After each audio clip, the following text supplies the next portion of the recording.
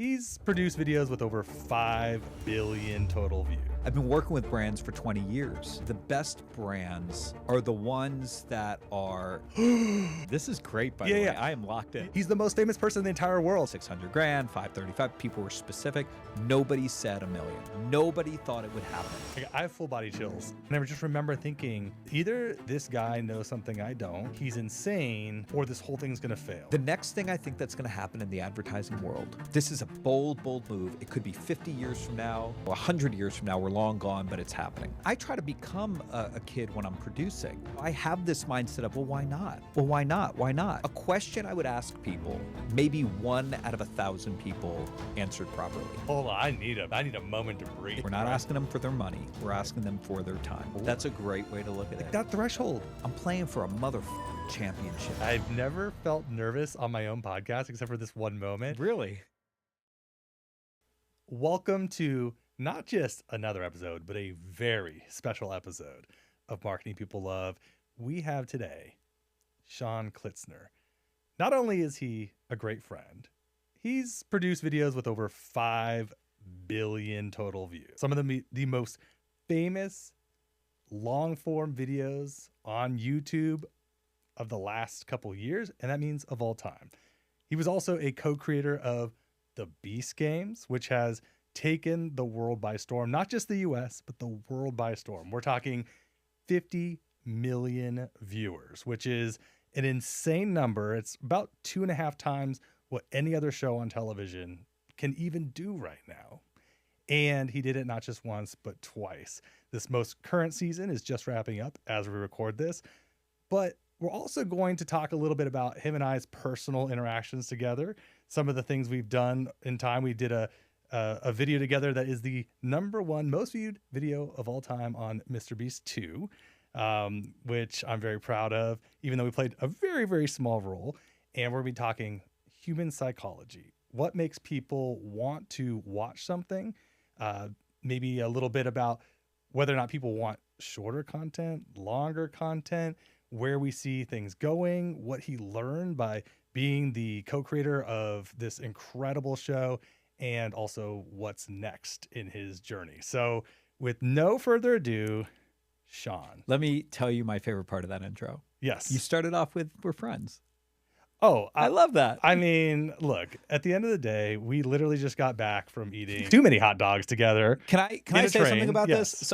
So we find out that I'm going to be in LA. Should I come down to San Diego where you're at? Should you come up here? We rented a studio, which I think was a better move at the end of it. It was. And when you sent me the address of the studio, I said, that's like 10 minutes, 15 minutes away from my favorite hot dog place. Let's go get some hot dogs. So you AI this image of, what was it? Glizzies with Clizzy. No, it's Glizzies with Clizzies. Glizzies with Clizzies. Yes. And it had a picture of me and a picture of you eating hot dogs. And I texted you, and it was on a shirt. And I said, you need to get those shirts made. I need a shirt. And you just wrote done or something like that. And I just remember thinking, what a great way to start why I am such a fan of you. Is because first of all, when you deal with improv, it's always the yes and you move forward the scene. But when you have somebody who thinks that way and who is leading a business in that way, I want to pictures of people. Sure, whatever it is. But just to be very clear, you went with the bit and you just was like, of course, let's do it. And then we wore T-shirts while eating hot dogs today. God, we were cute. Yes, but the point of it is that you're somebody who will move forward with whatever is in front of you and the best possible, even though, yes, it's a joke, but this was the best possible scenario based off of a text message that you sent. You just kept going and I kept going. It shows what kind of person you are, and I've seen you work in business, so I turned it on you for a second. I'm very rarely just totally speechless. It's true. I'm uncomfortable. Wow. Yeah, you know what? Look, it's we have this mutual friendship that I think is built on seeing each other do things that we find interesting. And when I met you, I think about the moment I met you Mhm. and you had reached out. We were talking. I got an email from you. It was very mysterious. Yes. I was in Mexico with my family. Yep. I Um, emailed you from my personal email yes, because I extra didn't want you to know mysterious. where I was coming from. I'm Exactly. just this He's guy. just a guy. Yeah. Let's get on a call. We get on a call, and we started talking, and you're like, "Hey, I'm currently working with Beast," and I'll never forget two things about that first conversation. The one was just how you were describing what you had to accomplish in the next 3 weeks, Hmm. and as someone who makes so much content for a living, my agency makes a ton of Yeah. content. I was like, oh, that's you're trying to do what we do in a month in 2 days Hmm. with like I remember thinking, I don't know if this is possible. Yeah. You're talking about the production aspect of things. All of it. Production, turning it around, all of that. Pre-production, post-production, Yeah. all of it. And I just remember thinking, either this guy knows something I don't, he's insane, or this whole thing's gonna fail. And I was wrong on most of that, except for the fact that you somehow have this like beautiful mind ability to get what was an incredible. I think it was like eight shoots in how many days? Like Yeah. 3-4 days. I mean, it was something. No, insane. yeah, I think it was 8 shoots, and I think we did it in 48 hours. Yeah, it was something nuts. like that. It was nuts. Yeah. It was nuts. And so I remember thinking that. And then the other thing I remember thinking, which will come full circle as we talk about your experience with the Beast games, was I got off that call with you and I'm like, holy crap, like someone just called me that's involved with MrBeast and everything else. And my wife's like, who's that? And then I'm like, oh God, no, babe, this is such a big deal. I go to my parents because we're all there in Mexico together. My parents are like, I'm sorry, who's that? Yeah. And I remember thinking like, he's the most famous person in the entire world. Yeah. Like I turned to my son, who's like at the time 8, and he's like, Of course. like his Yeah. little brain just goes boom. And so what was interesting was like, I was so excited, but it was like, I couldn't really, I mean, nothing had happened yet, but just the fact that you had like reached out, I was like, holy shit. And I was like, okay, I had to prove it to my parents. So we get in the car, we're in Mexico. We get, I forget exactly where we were. But we get in the car, we get into a taxi cab, and I have to ask the guy, I'm like, hey, do you know who MrBeast is? He goes, oh, of course. I'm like, oh my gosh. We get to the restaurant. I'm like, do you know? Oh, of course. And I'm like, I don't know this story. This is great, by Yeah, the way. yeah. I am locked in. yeah. Okay. So I'm like, I'm going to all these places trying to prove to my parents, I'm like, this guy is worldwide famous. Yeah. Worldwide famous. And it was because it was right around the time that he started to translate all of his stuff into all the different, every language, putting it out and going worldwide. And so I just have such a distinct memory of, at that moment in time, you were, I don't know if you were technical title as a producer, executive producer, or how the titling went, but like you were basically like in the hurricane trying to relaunch Feastables. Yeah. And I remember thinking like, oh my gosh, this guy is incredible. He is, Oh. I don't want to call it a diamond in the rough, but I was like, I've never seen anyone operate on the level that you were. Yeah. And so it didn't surprise me that over, the next couple of years, like the main channel had this incredible historical run. And I know there's a lot of people. I know you would never say like, oh, I did that. Of course not. But because No. there's so many people, but like, I know you, and I know that the role that you played as the spark plug on going bigger and bigger and bigger. And then I also know that, you stepped in and did such a great job with the show. And I watched this evolution from season 1 to season 2. And now, I mean, without a question, I mean, Jimmy has become this generation's Walt Disney. I mean, he is doing things that, like, the only thing limiting him is an imagination, because he can, he has what it takes, and an obsession truly to outwork everyone and use every resource available to dream bigger. Yeah, and to comment on that, I'm excited to see what he ends up doing in the next 5 years. I mean, obviously, I'm officially no longer with the company. I was with them for 3.5 years, And, you know, nothing but the most respect. I mean, Jimmy and I became such good friends. And it really stemmed on a lot of times me turning to Jimmy and going, hey, man, I know this is going to seem confusing, but sometimes I just walk around thinking that this is my company, no disrespect, in a way that I care so much. And you'll never not hear me say any of that. And it never was about getting any sort of like accolades, credit, nothing like that. I'm in a little bit of a different place now. Obviously, I'm no longer with the company. So there's a level of this industry needing to understand who I am. Why do we care? What did you do? And that's all I'm trying to do at this point. But the real credit goes to a kid who's 10, 11 years old who goes, I want to do YouTube for the rest of my life, which was Jimmy. And me having this same mindset as this guy and the same passion and understanding that and being almost, you know, 1.5 times the guy's age, and then just wanting to see it succeed so passionately that I almost treated it like my own without needing it to be my own. Yeah. You know? So I have 2 questions, but I'll start with this one. Yeah. Yes, it's like this all started, you know, to your point, 3.5 years ago, but there was so much that happened leading up to that. Yeah. Like, where the heck did the spark? Because I mean, you know, I've seen some pretty cringy videos of you on YouTube from far long ago. No idea what you're talking about. I unlisted all of them. So, but bottom line is like, I know you've been in all of this for a long time. Yeah. And so to me, it was like watching 2 people who are on top of their game have this moment. And then I watched, I mean, from the outside looking in, I'm like, I feel like I saw it right before the impact of it started to take off, right? You were just like in it trying to get all this stuff done in 48 hours. But I felt and saw that like, oh, you're living in a different state than your family who you love so much. You are all in, you're working 20-hour days. I'm like, I'd never seen anyone so committed. In fact, vulnerably, I will share that when I flew out with my team, we had some people that I'm like, oh, I was afraid that I might lose some of them if they meet you. Cause I'm like, I have an incredible team. Man. And then they saw how hard you worked and they're like, oh, thank God, Jacques. Thank God you're the best boss. Oh, man. You know, because they were like, wow, that Sean guy is like insane. Yeah.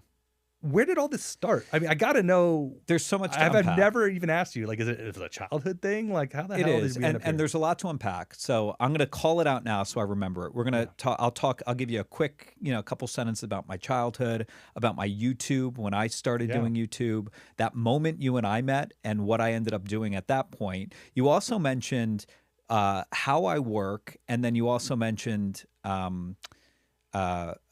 being away from my family. And this is kind of how my brain works. I've said it many times publicly. I kind of have what I like to describe as a spaghetti brain. It's like a plate of spaghetti with a lot of different, and once you start going down it, you're going to get lost in other spaghetti. But for me, I understand every strand. It's my own brain. I can jump from one to another and be incredibly focused. So even in your 1 or 2 sentences, that's just how my brain is operating. Dude, I just want to get lost in your sauce. I don't know about that. It just felt like a spaghetti thing. Yeah. Oh, I see. I got it. And I was like, I don't know if you should even say that. I don't know if that's all right. So let's address, before I get into the 3 major points, I'll kind of address being away from my family. I need to be really clear that was always a choice. And it was a choice that needs to be credited more to my wife than anybody. The company, Jimmy, I always got support. Jimmy always would ask about my family when they came to visit. He'd always be really great with my kids. You know, it's not, I don't think there's many kids out there who feel like, oh yeah, it's MrBeast. Yeah. That's not real. Uncle Jimmy. But like my kids looked up to him as like, you know, a person that was in my life that they cared about, you know? So what I tell people is when they want to like understand what it was like, I kind of show them this. And what this is right here, this is the height my kids grew while I was gone for 3.5 years. That is what I was up against coming back. And that's what I knew I was sacrificing, but that was always a choice. And I have to be clear about that. And I had the support from my family and my kids. And if I missed birthdays and anniversaries and, you know, I have to make up that time now. We all knew that it was a sacrifice that we believed in because we saw this company that was like the starter company of like a Disney or a Google or, you know, Amazon. even though he was big when I joined, he was at like 85 million subscribers. It still wasn't massive. Where he is now, he is like either an empire or right there, right? Oh yeah. I mean, and he's just getting started. Yeah. And we knew that, or I knew, and I kind of explained it, and the family was on board. Like, this company needs somebody who's going to sacrifice everything. So I wanted to address that. The other kind of thing that you had mentioned was the work and how your employees said, thank goodness, like we would never want to work for him. It wasn't quite that. No, but it was definitely like, oh, Jacques, we really appreciate the work environment you provide. And I was like, thank you. Yes. Because I was afraid when you got in that car with Sean, that you were never going to come back. Well, first of all, if you know me, which I think you do now, I would never do something like that. I didn't know you then. I would never poach somebody like that. That's not my style. I know.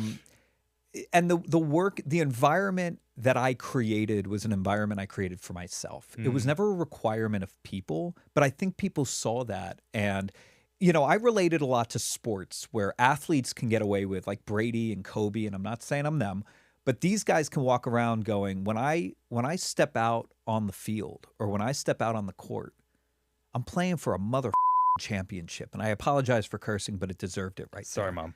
I am playing for the Super Bowl. Right there. And it's like, dude, that's preseason. It's like, that's how you think. This is how I think. And in our industry of creating content, it's a little more coddled. It's a little more gentle and nice. And I understand that. And I wish I can change my brain into being that. I think the best way to describe it was I spoke to a producer previously. One of the first guys I ever hired. He's doing great. No longer up East either. And he said, Klitz, when somebody asked me what it was like working with you, and I said it was an effing, see, I only curse once. It was an effing nightmare. Yeah. I said, why? And he goes, you just had this benchmark and you wouldn't let things go. And I said, when I didn't let things, I like asked, when I didn't let, like I was doing it now. I was like, when I didn't let things go, I couldn't let it go. What was the outcome? He goes, well, we discovered other solutions. And I said, and what about the content? He goes, the content was great. And I said, compared to when we didn't work together? He said, yeah. And I said, I don't know if I can be mad about that because I stepped in and tried to lead us to the Super Bowl every time. And I try to lead with as much grace, and I never get personal. It's not my style. And sometimes that's not up to me to decide whether I'm in the right or wrong. So I try to be as conscious as possible to employees. So if an employee comes to me and, you know, or I find out that I said something or did something that I don't think is bad because I try to lead with kindness, that wasn't, I need to make that right. That's just in my nature. Right. And that brings me back to my childhood. It brings me back to the style I had growing up with a father who was an attorney and a mom who could walk into a library and connect the librarian to were related to her based off of 3 different connections. Like she just was a connector and he just was a questioner. And I watched them like in restaurants where the bill would come and we'd get like 20% off. And I'm like, how did that happen? And it's because my dad schmoozed the waiter and my mom made friends, and they didn't do it for any other reason. That's who they were. And my dad can't get past the fact that he needs to know very precisely the details, and and that's kind of who I am. I'm a combination of both these people. And so years later, like I'm an adult now, when we go out to dinner, I flex because I know exactly what I'm doing. And you know, there's one specific time we were all out at a seafood restaurant. I brought over the waitress or the owner, and I said, I just need to let you know. And I start schmoozing and start talking and this. End of the conversation, she goes, let me get you guys some free dessert. I go, honestly, we love your oysters so much. That's dessert to us. And she brings us out like 36 oysters. Man, you mother shucker. But it was nice. I got a lot of oyster puns. Let's get sorry. I'm over here. Like my only contributions are let me get lost in the sauce and you mother shucker. Well, I need to understand when you say you have a lot of oyster puns, like you have a book of just oyster puns. They're all just okay. Just shucking jokes. Right. Well, just shell them for now. All right. So anyway, to close the loop on that is this isn't something that was, it was something that was honed over my career and my life. Right. And it was something that I just don't know different from. I genuinely care about people. Like a good example is Mark over here. Brandon, Mark. No, I got it. You didn't look up, so I was like, did I get his name wrong? But like Mark, I'm not. I don't need anything from Mark. It's not transactional, but like I love the setup he has. I love the other rooms. I have a million questions I want to ask him because I'm genuinely curious. Yeah. And that really does help when you have a job, which is create relationships, build friendships, and get things done And problem solve. and problem solve. I saw, of course. saw so much of that where like your brain is a world class, like just like I'll give you a weird example. Yeah. We had to get footage, right? And it was like, how are we gonna get it securely? And I'm laughing because I'm like, we figured it out. Yeah. I don't know that there'd really ever been like a transfer of footage. And they're like, oh, we'll just fly someone out with the footage to you on a plane. Yeah. And it's just like, that would have worked. We didn't end up needing it, but it would have never crossed my mind. And I feel like when I think the areas that you've inspired me, I literally will find myself thinking like, how would Sean think about this? Because you know, I was watching you on set, but also before that and after that, where it was always like, okay, that's great, but it could be bigger if. It could be bigger if. There was always this like, okay, but how do you make it even bigger? How do you make it even bigger? And I don't want to. I want to get into that in a little bit. I want to make sure I don't move on too quickly because I want to make sure I ask you about that. The experience you had professionally leading up to that, right? Because you did some YouTube and you did some things. There's a reason you ended up at Beast in the first place. Mm-hmm. Yeah, and that's the second part of the, I guess, a milestone we'll talk about, which is, you know, I started making YouTube videos back when, you know, I had to plug a red, yellow, and white cable into a thing and in real time upload footage from a high 8 camera. If you have a young audience, nobody knows what I'm talking about. I'm speaking gibberish, but you know, there wasn't like a digital transfer of footage off a digital camera. Like I was doing videos in 2004. My YouTube account is youtube.com/Sean, SEAN. That's it. There's the flex. Thanks. I've been doing it for that long, but you know, I say that because I wasn't massively successful. There was no business to be had when you're creating content in the early 2000s. Right. But I just felt that I had complete control. I got to be the writer, the director, in front of the camera, behind the camera, editor, all of it. And I got to learn about all of this stuff. And that to me was the passion that I was driven by. And when people compare what is YouTube to traditional, it's just YouTube. What they're just brushing off is the mindset that I get to be camera and director and writer and lighting and editing and all of it. And so if I only have one of those jobs, I'm thinking of the other jobs as well. If I'm not editing or lighting or camera and I'm just helping to produce, I'm thinking about lighting and I'm thinking about those things and I care about those things. Right.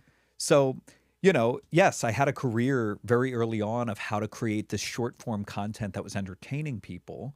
And then that kind of grew into, well, there's no money to be made when I was doing it. So I'm just going to create stuff that I enjoy and I'll use it as like a portfolio resume.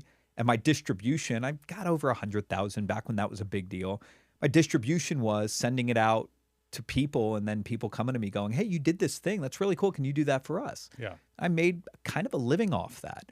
But, you know, I had this, when I was creating content, first of all, part of the content was, you know, social experiments nobody's ever seen. When I hit 100,000 subscribers, I thanked every one of them in an 11-hour video. Oh, that's fun. Sounds a lot like when Jimmy said, you know, so we had this similar mindset and all I wanted to do was, you know, be the best partner I could to him because I humbled myself and said, it's not my game. This isn't my show. This is his. Yeah. And I can put aside maybe that younger version that wanted that. I didn't care. I loved doing this for him. So that was a big part of realization of where I came from and how I finally got to Beast and, you know, kind of what led up to it. So something you touched on in there, and it's something I think about a ton is, you know, how much the internet and YouTube changed content forever. Mm-hmm. And it has implications for where we're headed in a big way.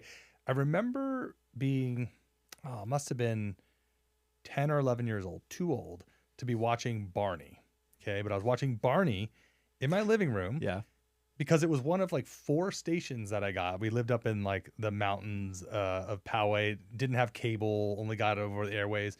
And I just remember thinking, man, I am sitting here watching Barney because there's really nothing else I could do. I could watch a VHS tape. I could do whatever. And we went from a world where, you know, this is even before TiVo, you know, content was only live. There was not that many options. It was not something that people created and distributed themselves. And that whole paradigm has shifted where, you know, we make more content in a single day than if I watched, I couldn't consume it all anyway. Yeah. So now you introduce algorithms, you introduce this and that. And so, you know, this next portion of like where we head is based on like the way that we storytell has fundamentally changed. You know, how and where people seek out these stories have changed, and it impacts, you know, everything from advertising. It impacts our culture, the way we learn. It impacts everything. And I'll probably focus a little bit more on like the advertising component of it. Yeah, of course.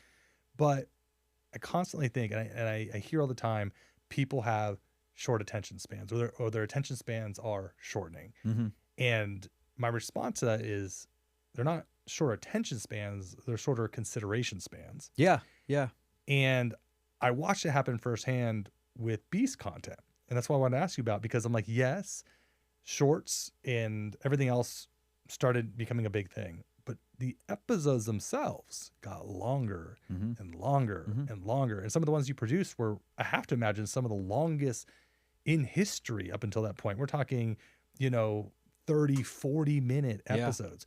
People sit and listen to Joe Rogan podcasts 4 hours. I'm like, do not tell me people have short attention spans. Of course. They just have a ton of stuff that they can consume. And so what wins has to be that much better. And so I want to understand what was the mindset? How are you involved in the, I don't even know how else to put it, the lengthening of the content? Those episodes got longer and longer. You worked on some, there was a lot of like the 1 versus $100 million car series. I mean, that has 450 million plus views, 500 million views. I don't even know. You were part of this evolution where I think I almost felt like I watched the entire Beast enterprise realize like, oh, people will stick around for a half an hour if I make a half an hour worth of content. What did you learn about content, about human psychology in that evolution of these like 3-minute episodes of 30 minutes? I love how you said it, and I think we're on the same page. I'm going to piggyback off it. I'm going to say, you know, you mentioned longer YouTube videos, just in general. Yep.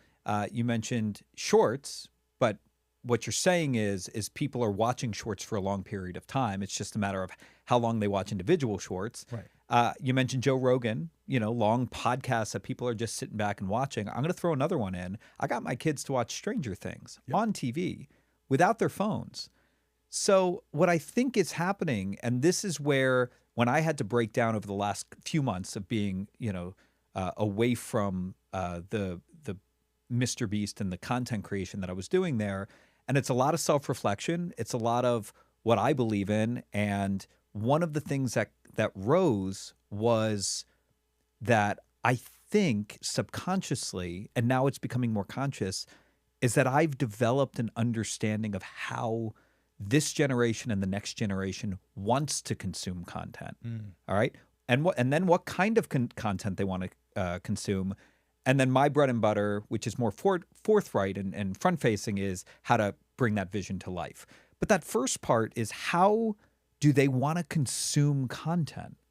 So the question I would have, and you have to look into the data, is how are people consuming the Joe Rogan podcast? When you mention somebody's watching or listening to a 4-hour, is it on a car ride? Is it at work? Is it while they're working out? Is it in spurts, but they're dedicated, so they're going to watch 30 minutes? There is some sort of routine that they've accepted in their life that they want to 100%. You know what I'm saying? 100%. So, and my kids sitting down to watch Stranger Things just goes to show content will win out. So it's not about, well, we have to get into the 6-second and 10-second creation. It's more about understanding what the expectation of the next generation is. And one of the things that I've really dove into is this concept around complaints coming from old school, traditional, older people, or people who don't want to adapt, even new school people, AI. I don't want to adapt to AI, or artists saying it's taking jobs. And what I say to all of those concepts is my 8-year-old doesn't care because my 8-year-old doesn't know to care. She's the sweetest human being. She doesn't know to have empathy for you and for, you not adjusting. She just knows what she likes. She knows what is in her world. Her kid or kids are not going to know, are going to know less. Right. She doesn't know a world without a handheld content device, which we never had growing up. She doesn't know a world without Sora being able to be her entertainment. So the point of that is that you have to understand what is it that she wants, and she's going to represent her age, but she's also going to represent all the way through like 20-year-olds and 25-year-olds. She just is so, she hasn't been told no by parents and adults. Right. I listen to and I try to become a kid when I'm producing.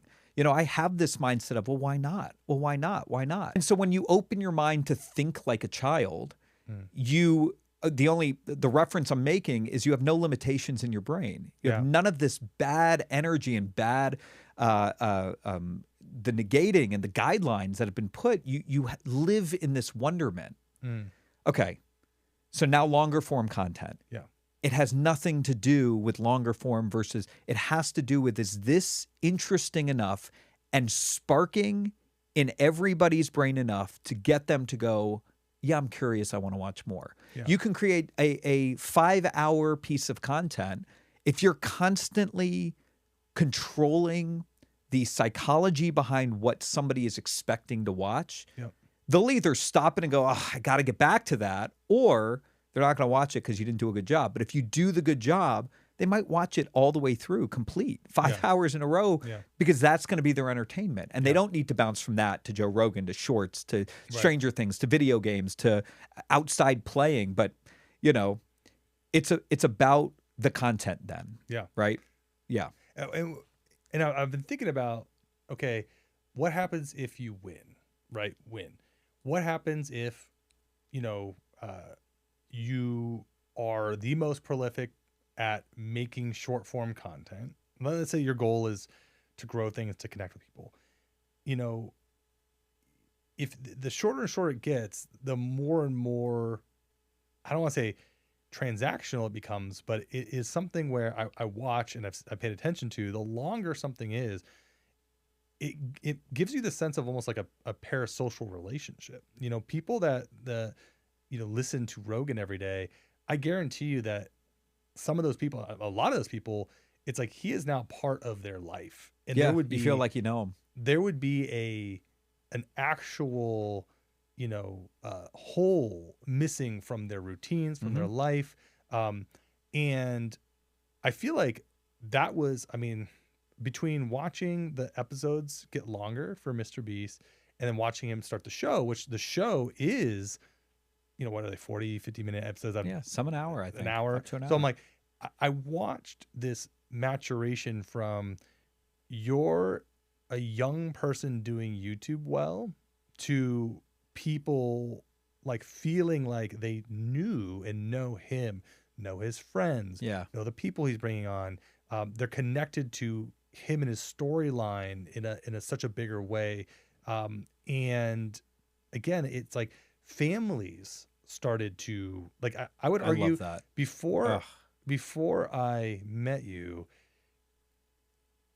there's a reason my wife wouldn't know who he is, and now there's a reason, obviously, besides our relationship and everything else, that she would know. But it's like I watched entire generations come together because of the show around, what he was doing and the storytelling there, and all of a sudden, you have people who feel like they know him, they trust him, they're invested in him. And I think so. The reason I'm obsessed about this is that's what I see with brands. I see that, when we were working, to grow Dr. Squatch, if people spend 3 minutes watching a commercial, they walk away from that and they feel like they're part of something. Yeah. They know the story. They can tell their friends like why they bought it. And I always said this, it was crazy. It's like it went from being this commoditized thing to people willingly spending, sometimes $100 on bar soap that would show up at the door, and they felt good about it before they even opened it. And to watch that similar thing play out with multiple brands now that we've worked with, and the most recent being Groons, it's a weird backstory, but one of the biggest things we got when we were working with Dr. Squatch was like, well, did you own any of the company? Because we had this great impact. We worked together to really like grow things. Got to do a Super Bowl commercial. It grew by hundreds of millions of dollars. They sold for an undisclosed sum, reported at more than $1.5 billion Unilever. Maybe it was more, maybe it was less. I don't know. It's a huge success story. Yeah. And they're like, did you get to invest? No. But what it did was it taught us like, oh, this is the power of what's possible. Of course.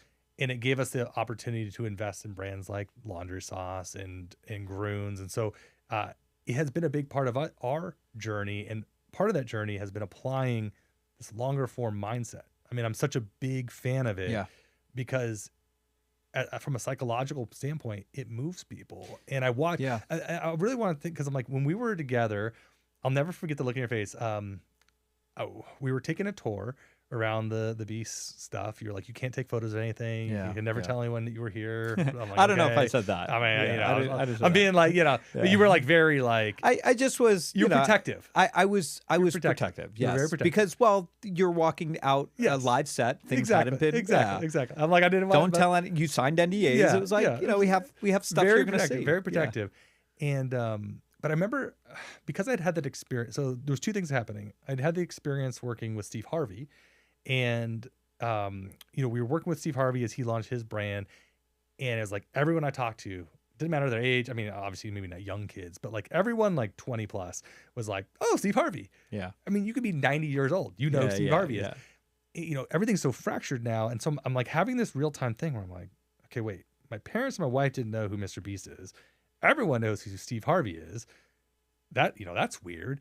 I'm like realizing like, oh, like Jimmy really needs to get on television. Like television is the next platform.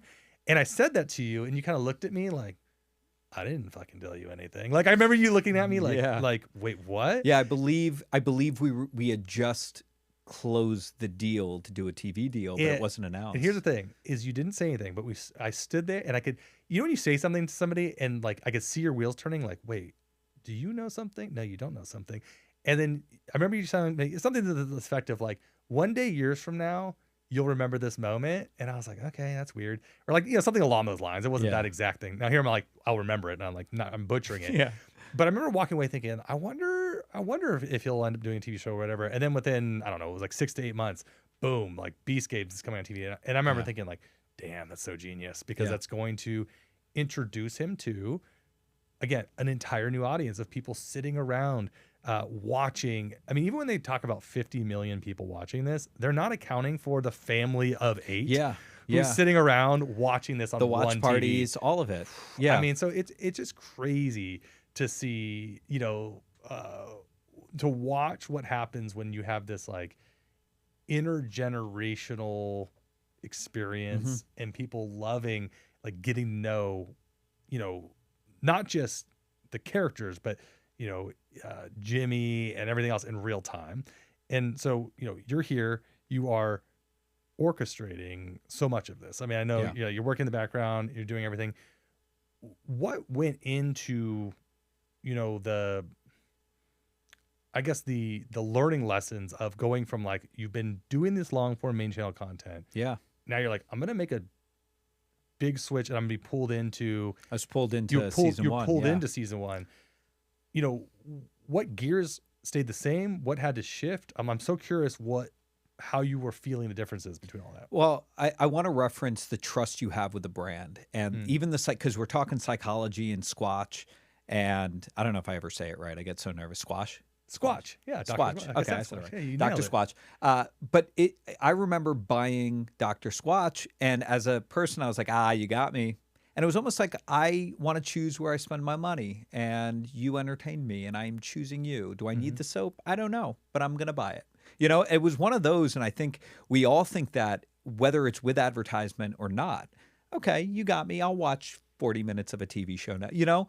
And so it's the same kind of psychology behind trusting a brand. And, you know, the bigger resource than money for a lot of people is time. I mean, money is the biggest for everybody, but people look at time and go, where am I going to spend my, like, even if it's like your lunch break at a job that you're just okay with, your happiness is important. And if you get invested in something during your 30 or hour lunch break and it wasn't good content, like that could depress you for the rest of the day. That could bring you down. So, you know, I think of all of this when doing this, what you're calling like a transition from, you know, doing the YouTube content and the scale of the YouTube content being brought into a season 1 of the show.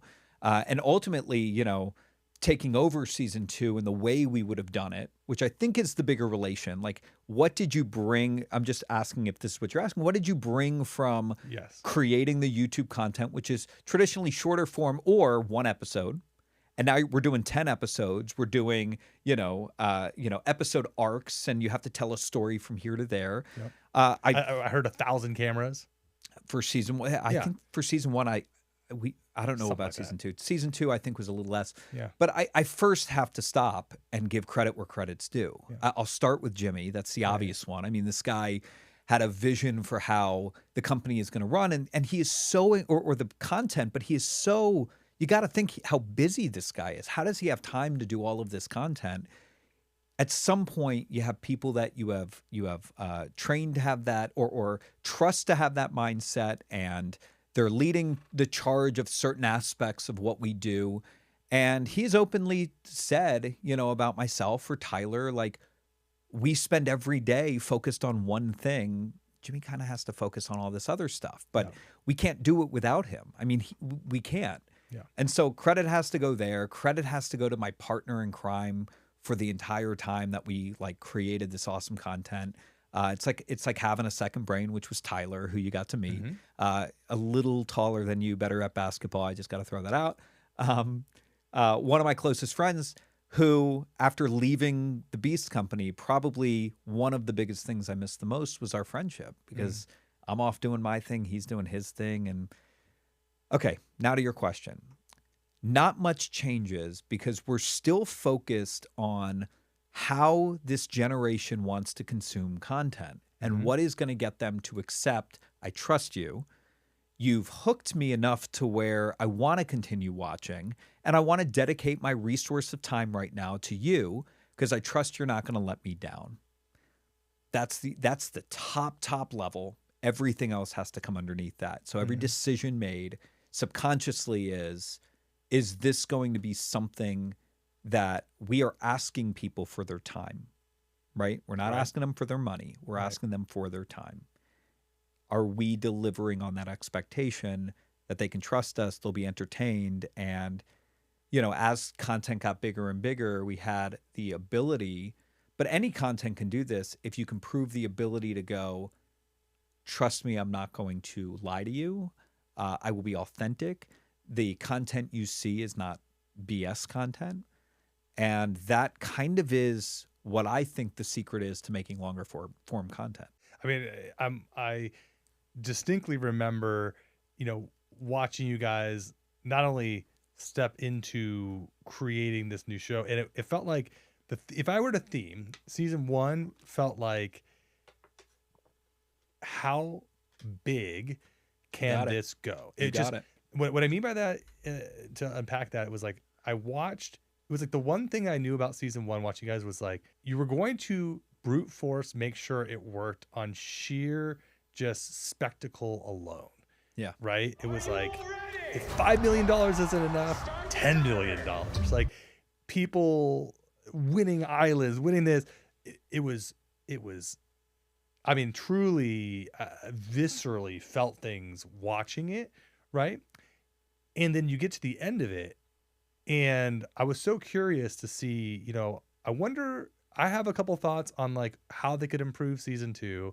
I don't think I ever shared them with you. And then you guys did all of that and more in season 2. It was really fascinating to watch you guys kind of, because I will say there was a difference between the first season felt a lot more like YouTube applied to television. Season 2 felt like what you all learned done sharper. Yeah. So I want to ask you, what did you take as the learning lessons, both positive and things constructively you wanted to apply? Or do you want me to guess what they were? Because I'm happy to do that too. But like, what was it that you were seeing and learning as from feedback? As you said, you're trying to make the most of people's time. You didn't keep them exactly the same. You evolved it. Well, I'll throw a question back. What do you think the first thing we did was? Okay, so what would you have done? What's funny is I've never felt nervous on my own podcast except for this one moment. Really? Yeah, because I was okay, I'm going out on a limb. I'm like, okay. Yeah. You invited it. I know, I really did. But let's let's just talk through it. Okay. Because there's no wrong answer. No. Okay, so except for if you're wrong. Then right. Then it's okay, the wrong answer. So here's what you're gonna get it, by the way, because you're a logical human being. Here's the 4 or 5 things that I was like, what's the first thing? That is my question. First thing, too many people. No. The first thing you would have done, Jock, you're going to create a second season of the show. Okay. Well, so when I was looking at it, I was like, okay, because there was 1,000 people. Yeah. It was hard to develop a relationship enough to care about who was winning and who was losing. Yes. Throughout. And fortunately for the show, the guy who ended up winning had a great backstory. He's our Kelly Clarkson. I mean, that's a great way to put it. Yeah. It's like it all really worked out. I mean, that flip of that coin could have gone either way. The fact that the guy even decided to do it, I'm getting the chills again. I'm physically getting the chills thinking about there was so many things that like went absolutely right with that first season. But I'm like on the back end, I'm like, you had a lot of people. So I was like, there's a lot of people. A lot of it felt like it was left up to chance rather than, people's ability to navigate the game, which I'll go into like what I saw in season 2, but like the season 2 is so full of karma, like whether it was on that island, I haven't seen the final episode yet, but as of this recording, I saw episode 9 and I'm like, it was drenched with, I know who all the players are to some extent, there are people that I'm cheering for and people that I might be cheering against. Mm-hmm. There was not really that in season 1. There is this sense of like, I felt like in season 1, there was so many things that you could never have accounted for that happened. Like, and I have to ask you, I'm like, when all the players forewent the $1 million, let's talk about that moment. I'm like, all right, that was the biggest moment in TV history. Period. Okay. There's so much to unpack in that one moment alone. Yeah. So let me just answer the other question. Yes. So what I was trying to get at is what would your action item have been if today was the day you go start with 2? Like, what would you have physically done? And what the result of what you said, too many people, story, cutting them down, all that is, is the result of what we did. But we watched season 1 again and we put everything on a whiteboard. And season 2 was going to be the season that decided, can this be a show that sustains 10 years, 20 years, 30 years, 100 seasons, whatever it is. Right. And that was kind of like the goal going into it that I at least had.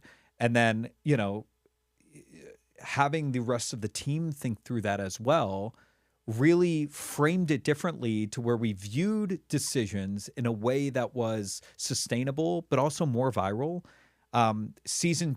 Was the show 1,000 people? Is that what the show is? Or is the show, how far would you go for what amount of money? Right. And that would lead into your moment there. So season 2, you'll notice when Ian wins the island, his game is over. He literally says, my game is over. Yep. When JT takes the $1 million, he sacrifices himself. His game is over. Yep. And as things are playing out more and more, we're at the episode where Nick has the final vote. So I can say that. Yep. Nick kind of he's like, I'm not paying for it. I'm done. I'm taking money now. I'm done. Yep. That is how much money he wanted. And that's how far he would have went for X amount of dollars. His game is over. He won. Right. Ian won. JT won. Right. We'll have an ultimate winner as well. So in season 2, nobody takes the money. Well, there was a lot of unknown there. There's the television aspect. I don't know if I want to be looked at like that. And then there's everybody at home going, what are you doing? When that moment happened in season 1, we were all sitting there. There was not one person on set because we all like guessed what's the number going to get to, Right. you know, 600 grand, 535. People were specific. Nobody said $1 million. Nobody thought it would happen. I mean, it honestly, I'm okay. Yeah. I'm just, I have full body chills because I remember watching at home. Like it was one of the most profound human things I'd ever seen. I'm like, we are on a game show to win money. I've just watched a bunch of people throw other people under the bus for $5,000, $10,000. Yeah, that like was it. full rows of people just, and it was like the pressure of being chosen as like we're putting our trust in you, Yeah. and like we're trusting you to like hold the line for us, and you have $1 million on a game show where Yeah. like literally the only outcome is either you win money or you go home. That's it. And people's Well, but hold on. You Yeah. win money, you go home. There is a third thing. You stay on the show longer. right. And that allowed now, but the people up there would still stay on the show longer. What I think ended up happening, this is my opinion, I think that we had a live audition that we experienced on television that nobody really puts it in those words, where there was 60 to 65 people per group and the best person was going to win out. And so multiple people said, hey, me. And you had 64 other people going, yes, no, or 60 other people, yes, no. And I think they decided on 4 people who genuinely weren't going to be bribed. And I think that moment looking back was a moment where the obvious choice was $1 million. Because you have to get through getting other people to believe you're not going to take the money. So they got the best people and they were right. Yeah. So hindsight's always 20/20. So nobody Yeah. really knows for sure. Yeah. So let me ask Yeah. you this: it's at that point, the first season, there could not have been a contingency plan for the fact that all those people were going to stay. Of course there was. There but was. That, but that's Okay, that's the what I'm difference. wondering. But I Like, think that's yeah. the difference between, you know, a traditional way of looking at it Yeah. and how we did YouTube videos was, hey, we got to account for this open world experience. What if they don't? Right. Now, in television, this is a known thing. They have compliance and they have rules set like, well, what if this? What if that? For example, you know, in certain episodes of any television show, if there's a risk that the game is over, you need to make sure you understand that the game could end here because everybody could go home, you know? And so the contingency was easy. We built this open space. If somebody takes the money, somebody took the money. And 60 people go home. Right. Well, that's 60 less people in the next game. Now, the next game was the cube game. There were actually more cubes built for that exact reason. What if? Interesting. And I believe it went from, it was supposed to be 2, and then we upped it to 3. 3 people were going to be in a There's cube. definitely 3 people in the cubes. So remember, Yeah, that was a because big we had dynamic. 65 more people. Yeah. But that's the better creative anyway. So Right. there's always a way to move forward with really, really good creative as a whole. Yeah. But you have to be open to pivoting. Yeah. And I'm going to relate it right back into your business when you have clients and they're coming to you and they're saying, you know, well, you know, there's a difference between we want to change something, but we don't have a reason why. And we're on set and we're all looking around and we just realized if we do this instead of that, we've got ourselves what we think is more viral of content. And you've got to be open to changing it. Yeah. And the toughest people are going to be, well, we need to get that approved with legal and this and this. Then get ahead of it. Go to your legal team companies before you even go in and say, we're going to film something, and get 8 different options. Get guidelines rather than we're going to do this. Here, sign off on this script. Right. Hey, give me guidelines on what we can do so we have the ability to be you on site. Yep.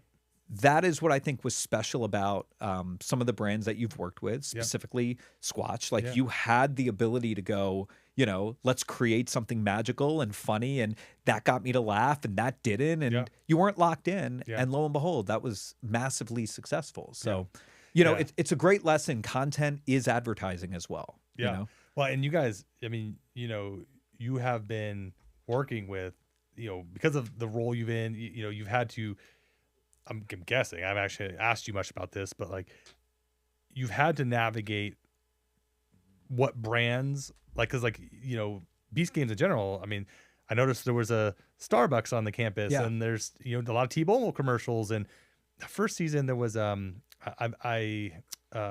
Moneyline. Oh man, I'm not gonna lie.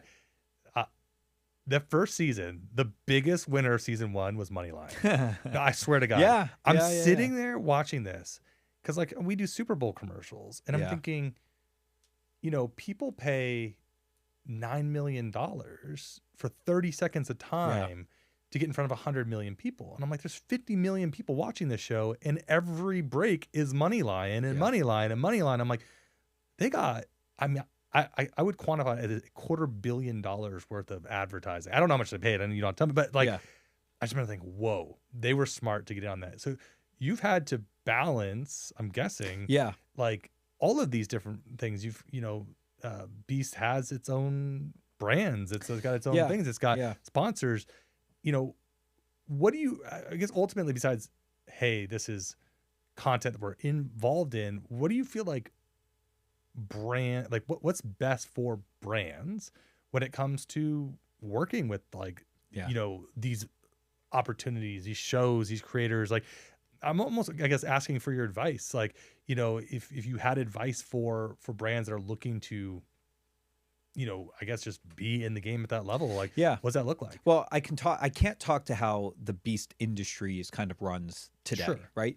But I can tell you, like, it goes back to how much I cared and my involvement in the brands with Beast. But also, I've been working with brands for 20 years. You know, I was working with brands when they paid me in swag in 2004. You know, so what I'll tell you is that the best brands are the ones that are transparently honest, and they allow people to do what they're known for doing, and they don't get too involved in that portion of things. Yes, we need to make sure that the color orange that's part of your logo is the exact hue. All right. But even then, if the creator comes back and has a great idea to do something fun with your logo, listen. These are people who are really great at doing what they do, and what they do is they gain attention. They're attention-seeking humans. They create positive noise, you know, that people want in their ear. So my advice, I think, to your job is tough because you've got to educate brands, and brands have layers of legal and approvals. It's very difficult. Yeah. So my message to brands is really go to the expert, which could be you, it could be a creator, it could be somebody that you're hiring, and trust them. Well, and Yes. do you mind me giving, like, can you give me more, like, Yeah. a more tangible example of, like, think about, like, man, I thought this was the I'll best give you a great example. integration. I got it. Yeah. I got it. Yeah. There's two, actually. One goes back, it's part of what I did was, because I cared, I worked with Samsung on the 50 YouTubers in a box. All right. And I sat with the client, sat with the agency. They were wonderful to work with because I said, I need you to trust me. And we had never worked together. And I said, I am going to care. Same thing I did with any brand I've ever worked with, Beast, Samsung, GSN, like any of these brands I've worked with. I'm going to care about your brand more than anybody else in the world. I can do that. I will just turn it on and care more than you. I promise, right? And I get crazy about it because nobody does that. So now I'm ahead. And Samsung and the agency, they were like, we trust you. And it was one of the best, most natural integrations in that video. And when they got there, I took them on set. Like I genuinely cared. Meanwhile, I have to help produce this video, but I gave my word, and I want to help, and I want you to feel really good and happy. And plus it made the video better. So if you allow me to make the content better, then you're going to win in the long run. A lot of times I find myself fighting the brand tooth and nail because the brand cannot get out of their own way. All right. Not that example, because this brand is wonderful to work with, but it's the cousin of the example. Starbucks in Beast City is freaking cool. It's very cool. I think that's really cool. Yep. You are in a city and there's a 24-hour Starbucks. Let's put it this way. Right? It had an impact. What's cool on about me. it? What's cool about it is it's how to put it. It is like a childhood dream. Like it's like unlimited Starbucks. There it is. Whenever you want it. Yes. Yes. It's like, yeah. The original deal wasn't 24/7. And I fought for it. Yeah. And I problem solved. Yeah. And I understood them, and I heard their concerns, And a lot of it was, we're in the middle of North Carolina, nowhere. You're like human rights problems. No, I'm just kidding. No, because we could have a daytime, nighttime. Like we have shifts. I'm totally yes. kidding. And they have 20 labor laws. Yeah, we want the same people there, and we want them this, and we want them that. No, but we problem solved it and went, okay, well, what if we flew people in and put them in a hotel? As I said, I'm telling you, it's that important. It is so cool for us, and it is so cool for you. And then another one was the Starbucks for Life. Started off as Starbucks for a year. And I said, it's not as cool. I'm telling you, Starbucks for Life. I'm telling you, as a viewer, you were totally right, because there's been a lot, there's commercials in and around it, and I'm like, if you were to ask me, Beast Games Season 2, what do you remember the most? I'd be like, somebody won Starbucks for Life. I was like, there was a Starbucks in the middle of it that was constantly open, and then someone won Starbucks for life. And I remember the for lifeness has, if you said for a year, to your point, I can't even begin to describe how forgettable that is. It's exactly what I said. I said, guys, we can do Starbucks for a year. I don't think it's going to make it. It's the difference between here's a coupon and here's a card that gets you it for the rest of your life. You know what's cool? In 5 years, when somebody binges it, they're going to go, that dude still has Starbucks. Right? Yeah. And it will constantly just be something. That dude still has Starbucks. Yeah. For him and his wife. You know what's funny is my first thought was and I think everyone does this, what would I do? Because when someone says, hey, here's Starbucks for a year, your next question, you don't think anything of it. When they say, here's it for life, you go, whoa, what would that be like? What would I do? How much could you actually spend? He's great. He's awesome. So your brain just starts going. August started a series, and I talked to him yesterday because episode 9 aired, and he was like, he started a series. I'm the guy with the Starbucks card. Yeah. And he started a series that was like, what should I order tomorrow? No. And he takes comments, and people give him suggestions. Oh my God. I think he can get you get the whipped cream, and you get this and this cold foam and this. He can create nearly, it's not unlimited. There is a number there, but a seemingly unlimited amount of drinks based on the variables of the toppings and everything else. And I just love that series. And I think it's so great for Starbucks. And they should completely support his. Yeah, they should make it a series. Every day, you're going to get a new Starbucks for something. But, man. But it's such a good point. You got someone out there now making content around it, which, I mean, okay, so the dude gets a $5 coffee. I'm like, it would cost hundreds of dollars to have someone else make that. I'm like, man, you get making me one. I'm like, man, I need to get a Raindrop all you can drink card going. Well, thanks Raindrop for my drink today. Yeah. All of a sudden, boom, you're getting free $100 plus content videos. You can go to any grocery store and Raindrop will, buy your drink for my life. Gosh. Well, and he's great, by the way. August is a great winner of that, which you never know. I love that you know that. I assume that you know the people that won, hundreds of thousands of dollars. Yeah. It wouldn't occur to me that you would know the first name out of all of these contestants of the guy who won the Starbucks card. So I'm so glad you did. I think is he one of the guys that makes it really far, or did he go home early?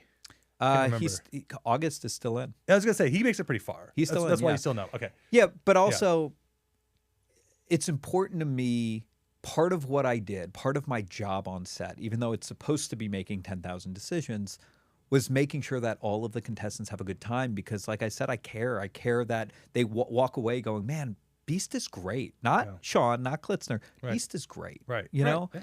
And there were 1,000 people last year, 200 people this year, one winner for each. For this year, I'll say, and for last year, but for this year, I said goodbye to 199 people, and I sat with them for as long as it took. And so if we wrapped at, we did an overnight that wrapped at 7 in the morning. If I had to be there till 10 in the morning, sitting with people, some people crying, some people like this was my life, this was my ticket. Yeah. Some people who, were frustrated and mad at the game and just sitting and talking. It mattered so much because there's only so much I can do as a human to bring this thing to life with everybody around me, incredibly talented people creating this with us. Yeah.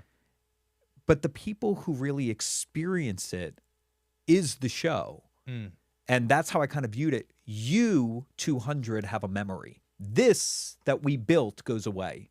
You have the memory of this. And so it was really important. Like, they live on. And, I've become close and friends with these people. Yeah. Post the show because I care about them. You know, I mean, I do. If you care about them, then they're all winners, Yeah, right. right? That's what we All want right. Klitzner to care about That's us. right. Everyone wins. Yeah. Everyone wins. But you know, I want to again relate it to what you do. I have a core principle. It comes down to three things: it's care, it's honest information, and it's integrity. That care is always the first one. Yeah. You know, you care, but also it's your business. Yeah.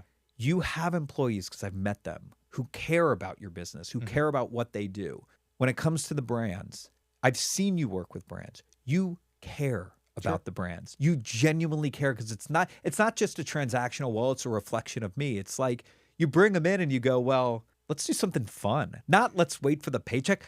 Let's not waste time. Let's do something fun. And I see your employees like follow that lead of going like, damn, this is fun. Well, you know, and I will share, because I don't think you know this, the name Raindrop, where it comes from. How did that come? So it is, it's a C.S. Lewis quote, and it's a story he tells about friendship. And he says that, you know, if we're lucky once in our life, we'll have a friend that comes alongside of us who is like a raindrop on a windowsill. If you watch the rain, it's been raining the last couple of days, and they comes together in the windowsill so seamlessly. And I remember thinking, man, you know, if I can be that, you know, if I can partner generously and be that for other people as like a creative service line business solution type of, you know, because I remember thinking, I don't just make creative, I solve business problems. Yeah. But if I can be that raindrop in their life, you know, that can transform everything. It's a very relational thing. And it's funny because like you are a raindrop to me. Like we met one time and it was like, I don't want to call us soulmates, but like it was like an intense connection. Yeah. It was like, you know, and it's interesting. I was sitting over here thinking, it's so weird because we have so much in common in terms of our passion for storytelling and content and everything else. But like, no matter how, you mentioned you were so deep into the work, and it was like the first thing you always talked about was what was going on with your wife and with your kids. Yeah.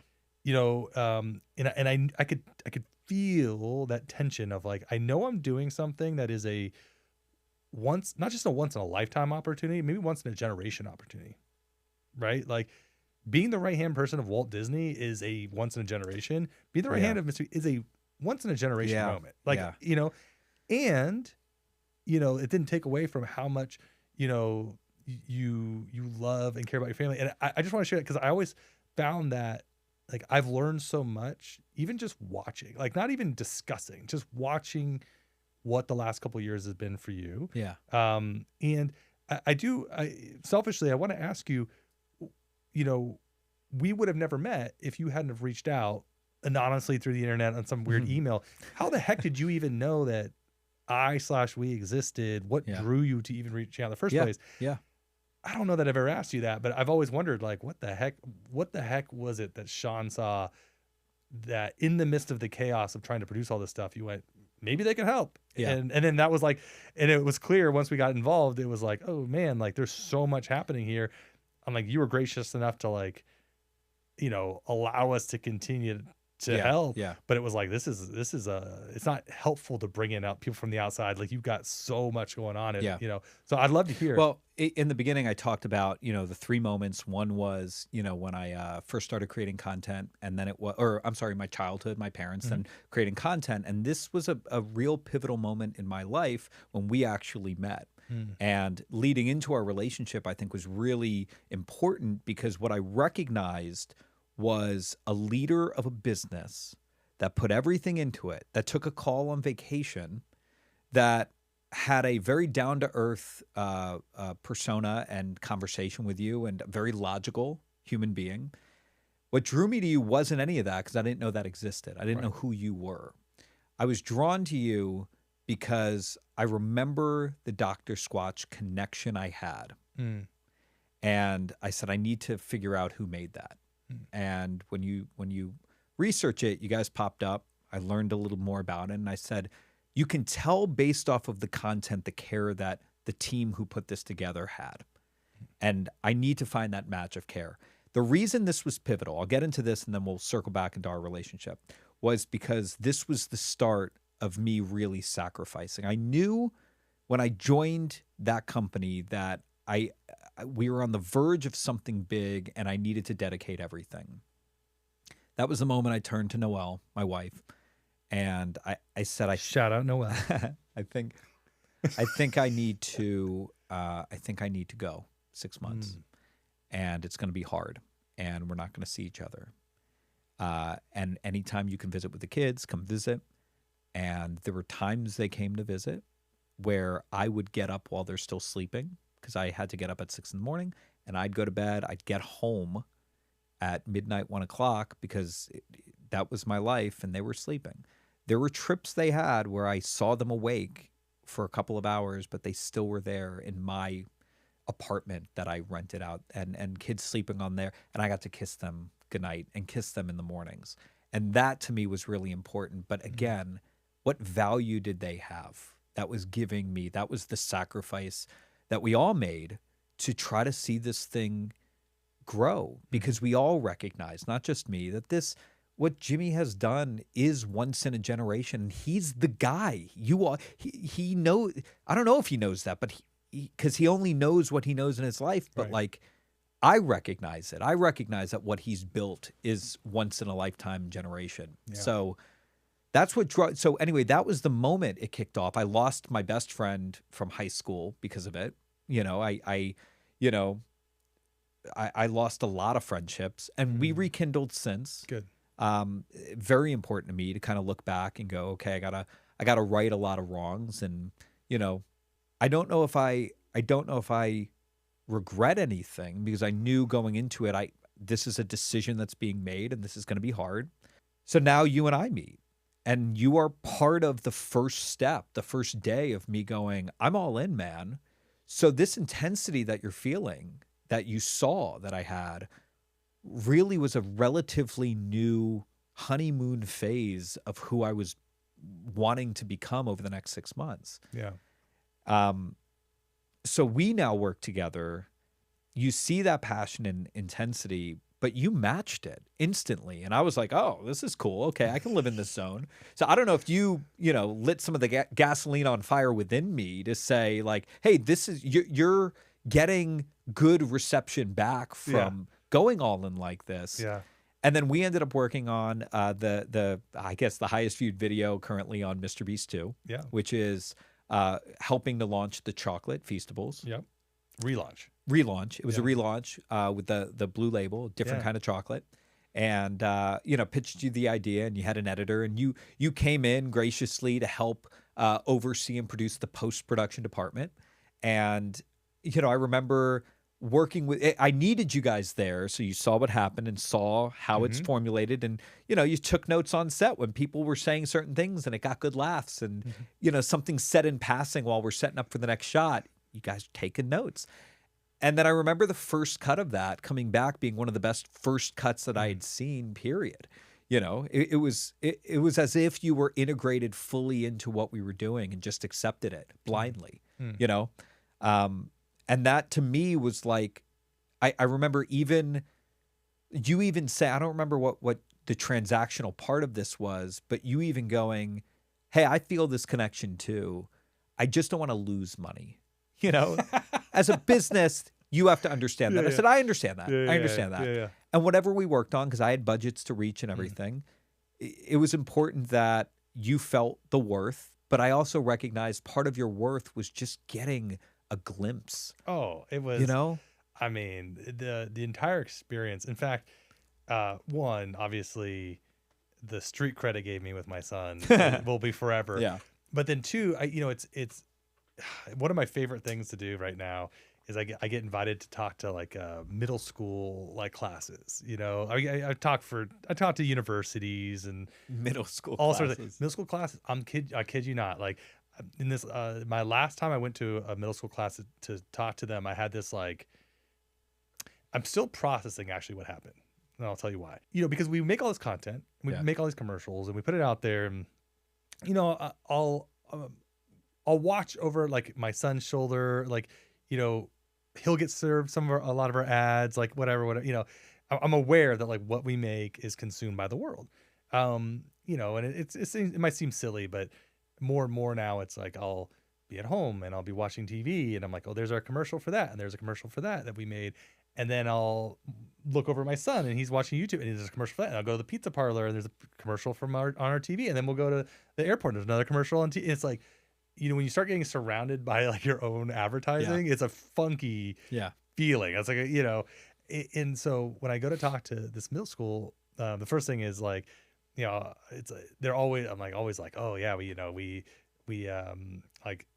did all these campaigns that did hundreds of millions of views and grew brands by billions of dollars. And they're like, but you did one video that like you got to be like in this, like, did you meet him? I'm like, well, no, not really. Like, you know, but I made a friend, you know, but the other thing, the reason I was like, it's funky is I started naming some of the brands that we worked with and they sang me back the jingles and verbatims of the ads for Hello Panda. Wow. I kid you not. I go, oh, we work for Hello Panda. And one kid goes, crunchy. And another kid goes, creamy. And I didn't know you did Hello Panda. Okay, so I'm having this moment. Wait a minute. Yeah. So I'm having this. Okay, we got to get back to that. But I had this moment where I'm like, oh my gosh. Like, I'm a little disturbed that the kids know all the words to a commercial that we made. Like, clearly it's reaching the ether. Yeah. And then I'm like, oh, we bring up native. And then in unison, 12 kids, it's native.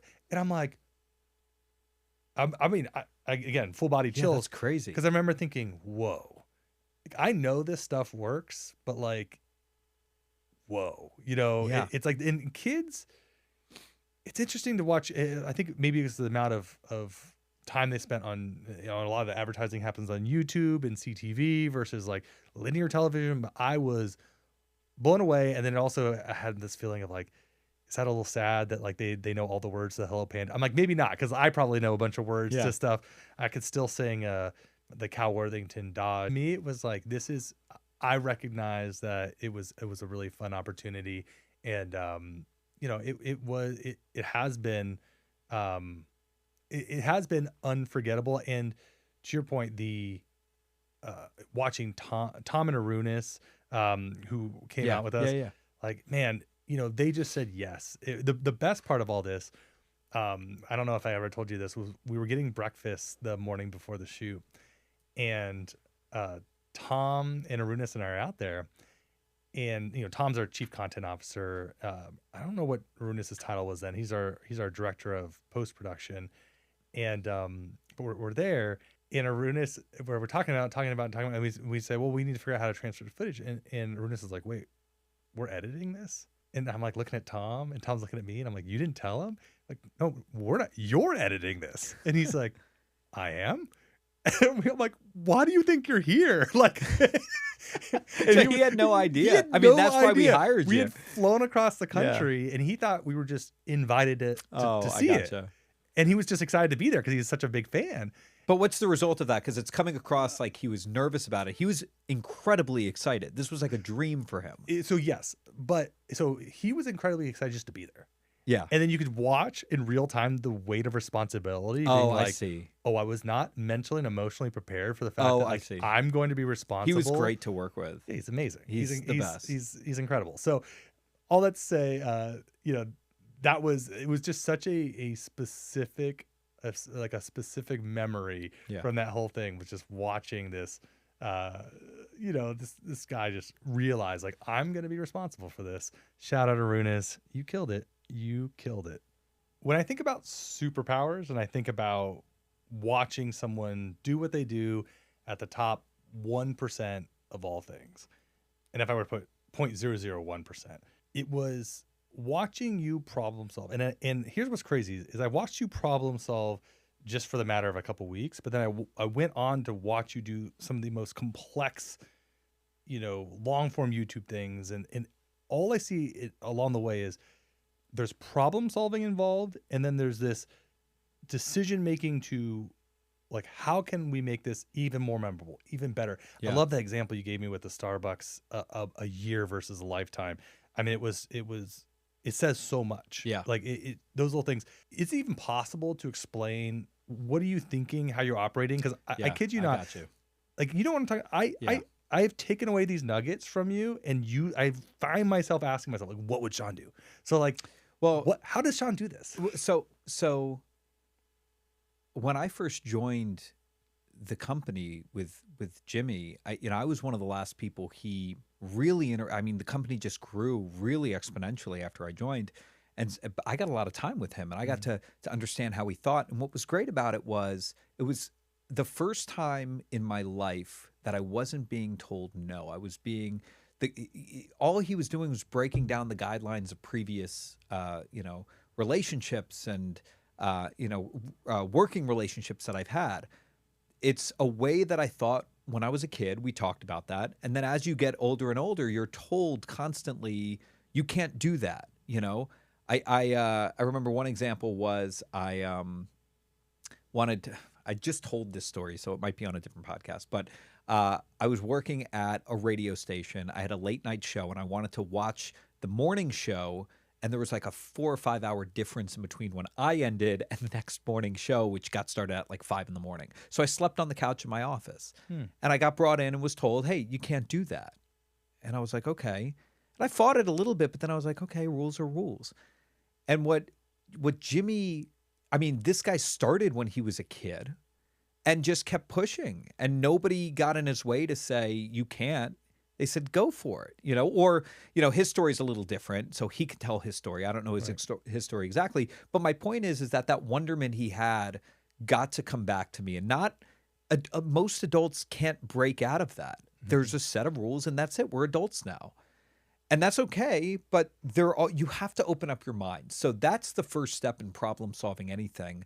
And I remember the biggest thing Jimmy said to me that I went, that's how I think. And you just thought that for me. And from that point on, I was like, I get it. It was like the moment for me. It was we were on a production, and Jimmy, I was doing really well, and Jimmy just said, Klitzner, when are you going to bring your family up here? Because my family was in Orlando. And that was part of like, we built relationships. We have our family there. We have a neighborhood. Our kids are young. Like, they have friends. Yep. And so that's what I explained to him. I said, they're not going to. He's like, well, why not? He was going to go into problem solve mode. And I went, he can't beat me on this one. And I said, it's not possible. He said, well, why? And he's like acting like I act, but I was like getting it. And it was this weird moment of like, stop being me. And then for some reason I was like, you know what? I'm going to prove you. And I was going to go after him. And I was like, well, because I have little kids we have a neighborhood of people. We have established school. They all have jobs, our friends, and we have our family down there. And he went, what if I built a community and all of your entire neighborhood mirrored your community? It just was here. And everybody there had their same job here, and we paid them double. And I moved your whole family, and everybody was happy. And I went, well, yeah, then it could happen. He goes, so it can happen. And I went, mother. And that's my second curse word. Yes. And so part of the way I've always. Hold on, I need a moment to breathe. It's a big one, man. Whoa. I mean, obviously not practical, but it does push your mind. what I had always had this thought. Yeah. And I had always used 5 million, nothing to do with Beast Games. Yeah. But I'd always said, if there's this goes back 20 years. If you have a problem and I gave you $5 million, could you solve it? And everybody would be like, well, yeah. And I'd be like, well, how? And they would go, well, I would do this. And I said, how much does that cost? Does that cost $5 million? They go, I don't know. So go find that out, then come back to me. And I kid you not, 80% of the time, people come back and go, my solution only costs $4,500. I was like, interesting. We can afford that. Let's do that solution. Yep. So it's this idea of you'll have a problem.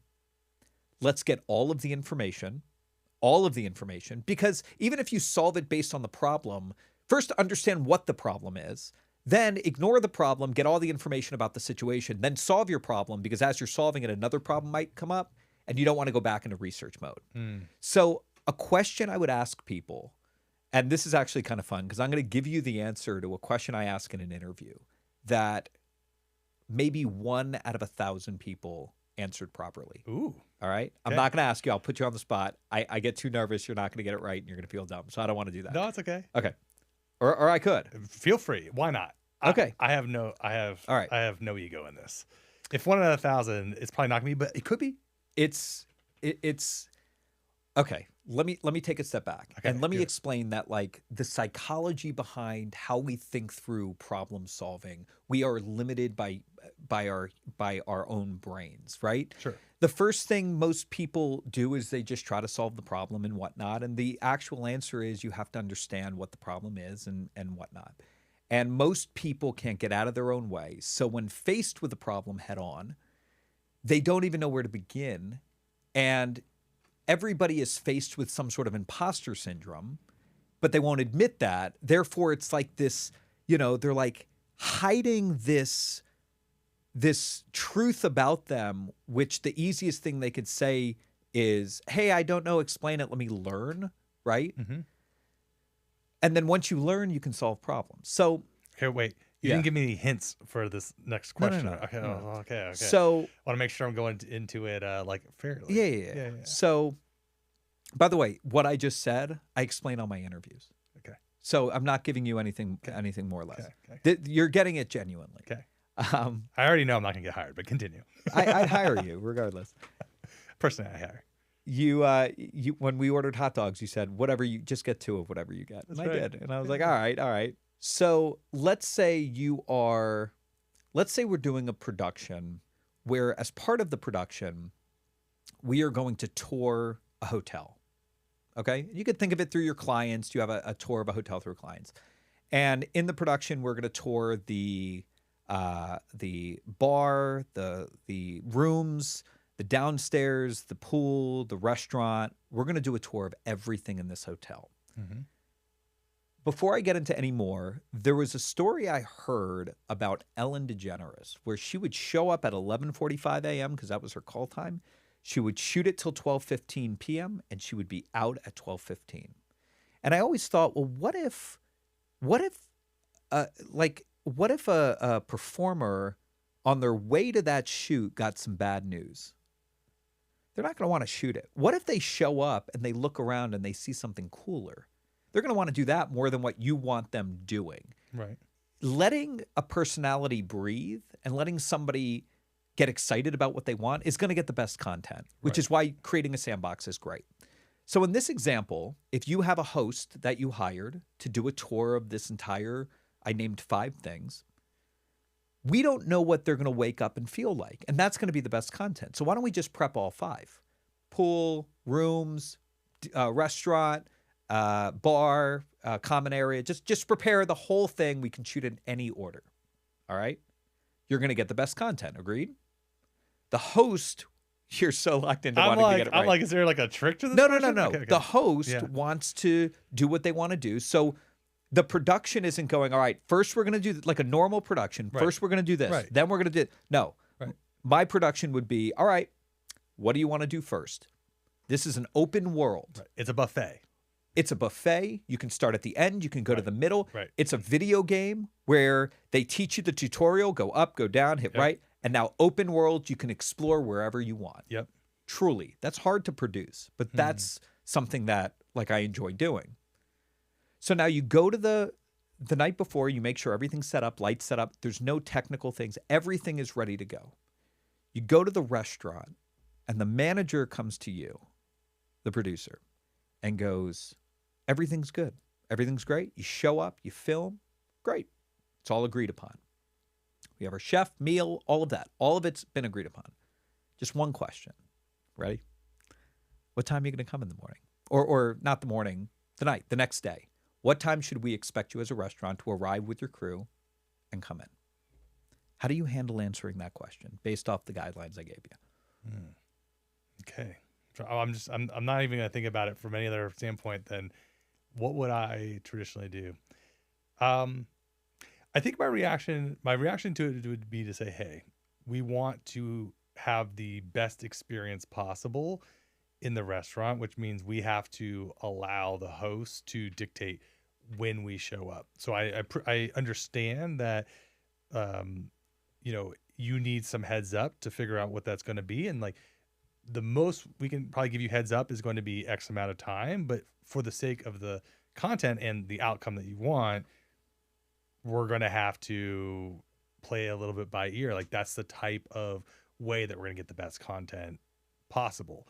That would be my answer. Now you can say whatever. And normally what I would do is I would ask you another question, which is... No, please do. No, keep going. Oh, I mean, as the manager, I go, okay, I completely understand that. Do you have an estimate of a time, or, you know, can you just let me know morning, night? Like, can you give me a little more info? Like, how am I going to know what time you guys are going to be here?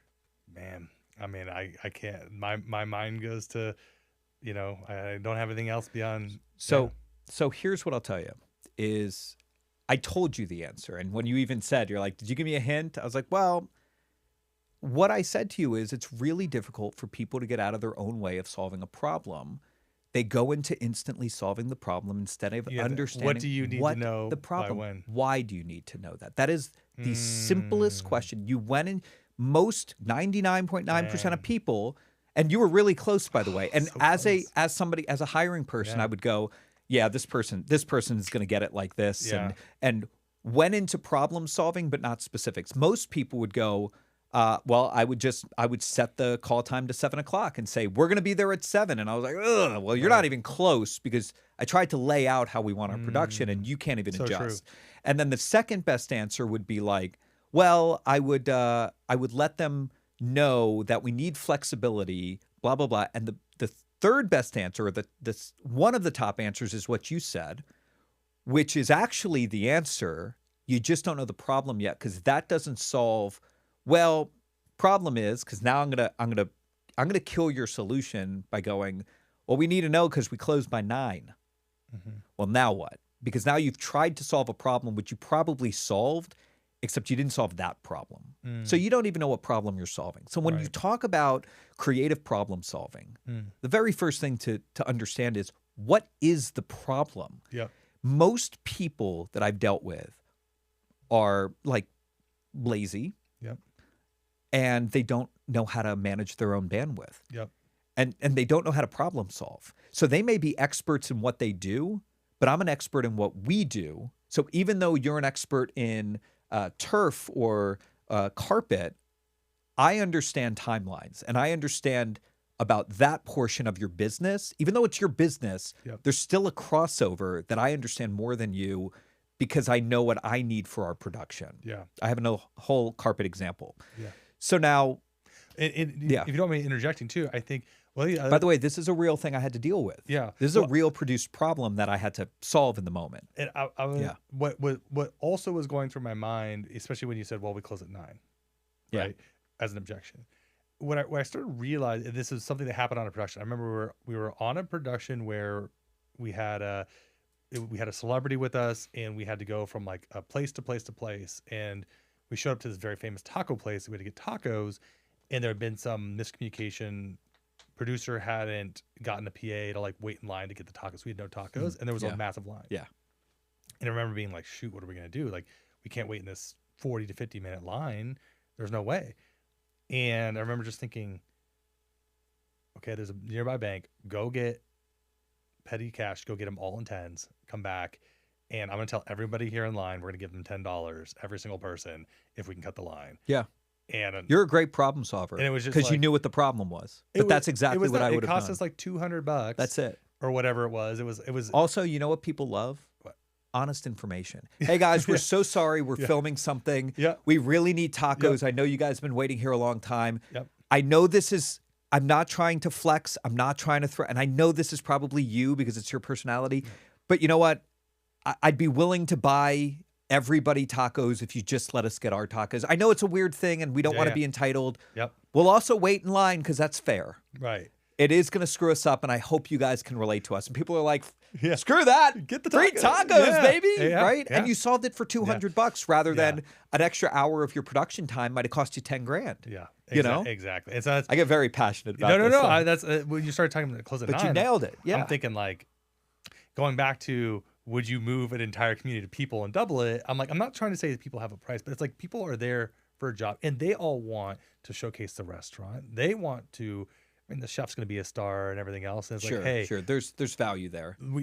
we all need to work together. Is there a way to make this happen? So there's always, I feel like that's one of those things where there's always a way. And something that you said that we're really passionate about with what we do, and I stole it.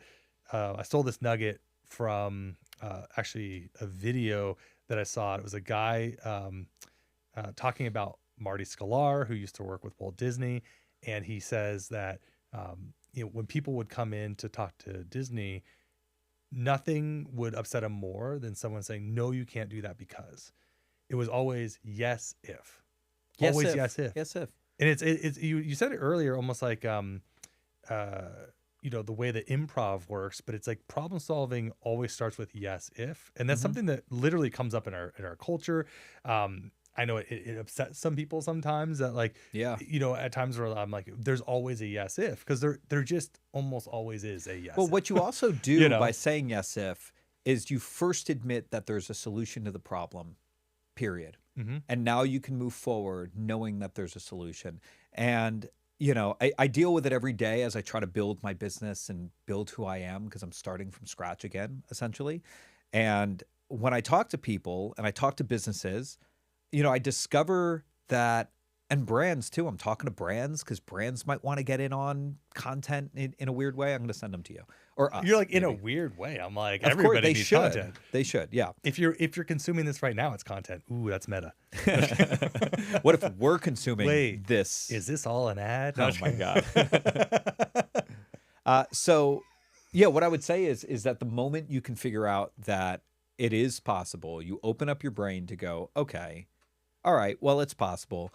And I'm talking to a lot of brands where in the middle of a conversation, they had just said no. I'm casually talking to them.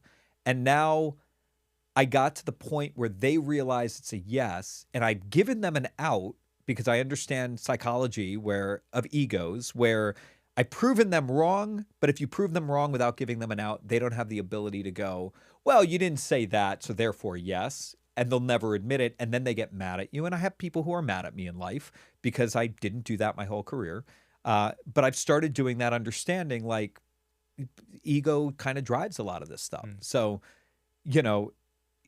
in those moments, I sit there and I go, it doesn't matter the industry, the time, people as a whole just fall into the limitations of their own brains.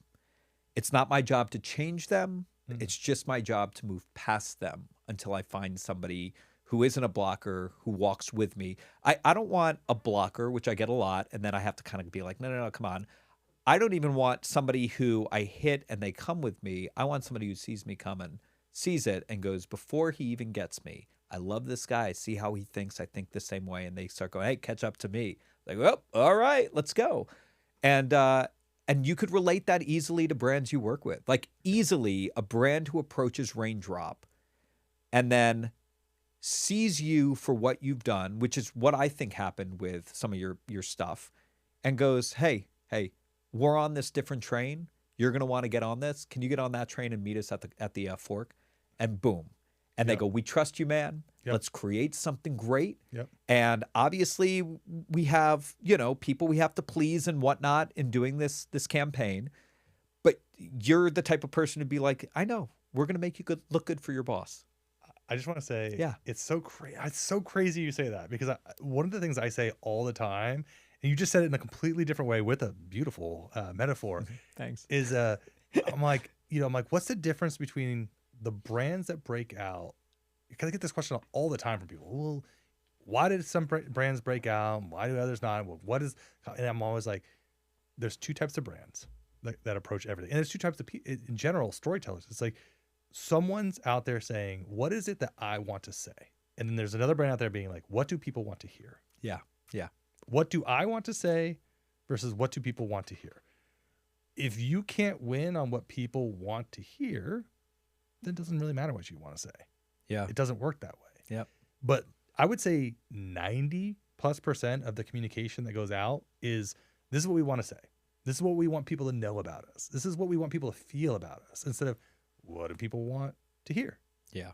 Because if you know what they want to hear, they will willingly spend minutes, hours, days. And the way they want to hear with it. you. The way they want to hear it. Is it a phone? Is it the radio? Is it a podcast? There is a way they want to hear certain advertisements to them. Yeah. And they will accept it. And by the way, it doesn't mean you can't dip into those other genres of or distribution methods of content, but you got to know that that's not how they want to hear it. And now you've got to be meta and you've got to go one step beyond, because there is that psychology, like I said before, of, oh man, you got me. Mm-hmm. Yeah, okay. Like sometimes this is just me, but I know I represent somebody out there.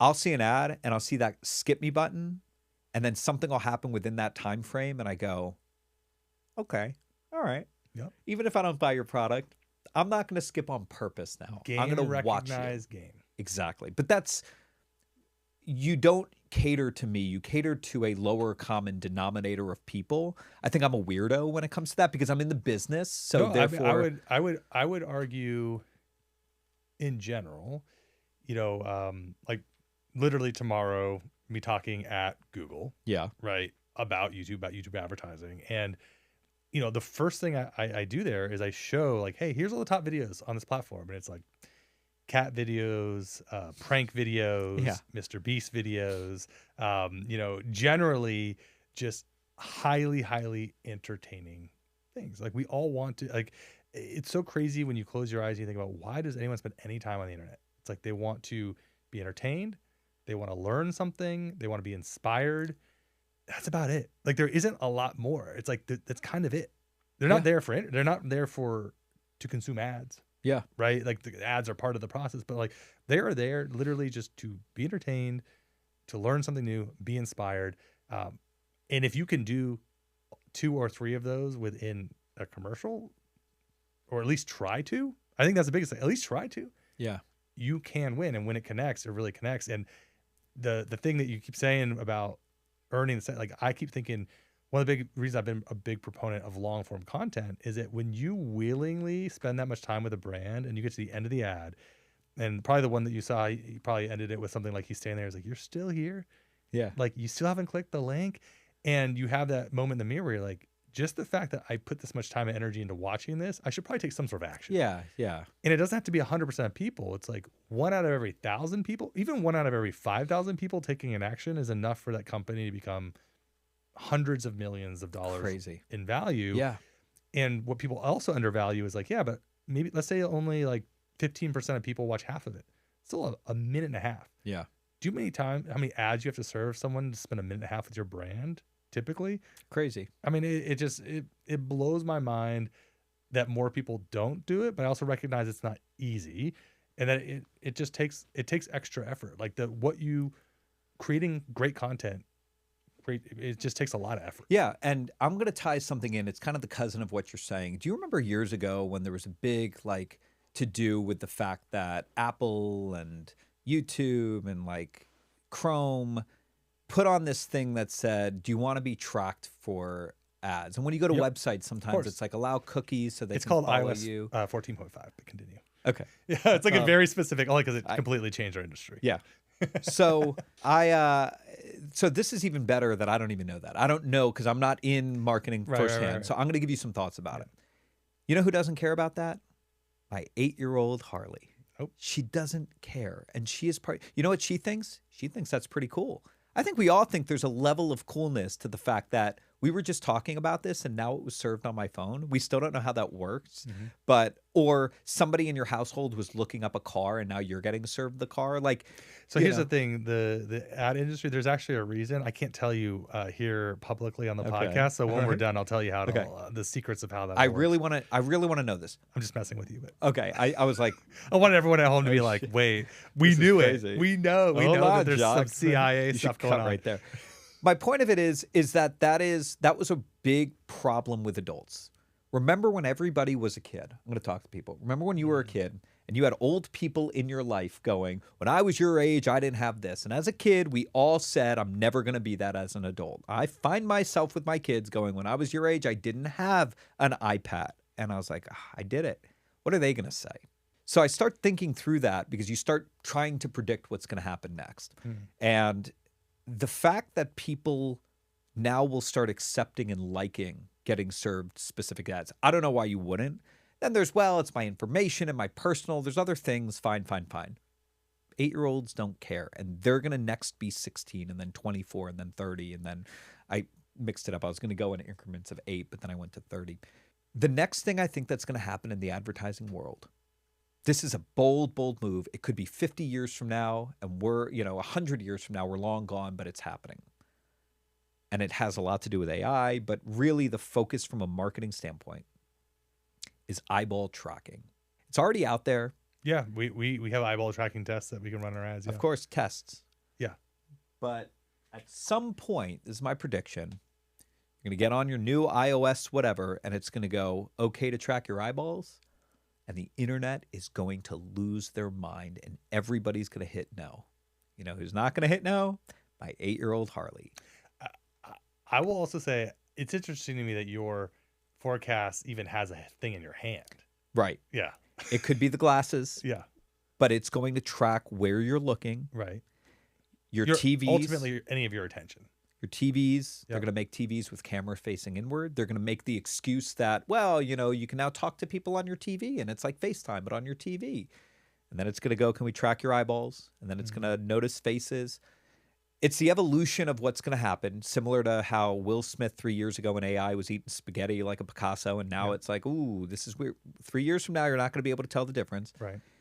And then the data that we get is going to be where people are looking, and that is how decisions will be made, because you'll no longer have to question, well, what color should the bricks in the background be? Is it red? Is it off gray? There's going to be data of people looking at bricks and what people focus on more brick-wise. Mm-hmm. Same with animals, cats, dogs. What color cat do people like in dog? Right now, we're in the advertising world where we have to use data to say, this is our best guess. But this is what we know works based off of things that have worked in the past, and that's our data. Yeah. This worked. And so therefore, a subjective thing like what color should the background be becomes a little more objective, because you go, man, we've run this. We've done 100 productions, and this works out the best. It's light blue. I don't know, whatever that color is. Yeah. We're going to have a little more concrete across the board.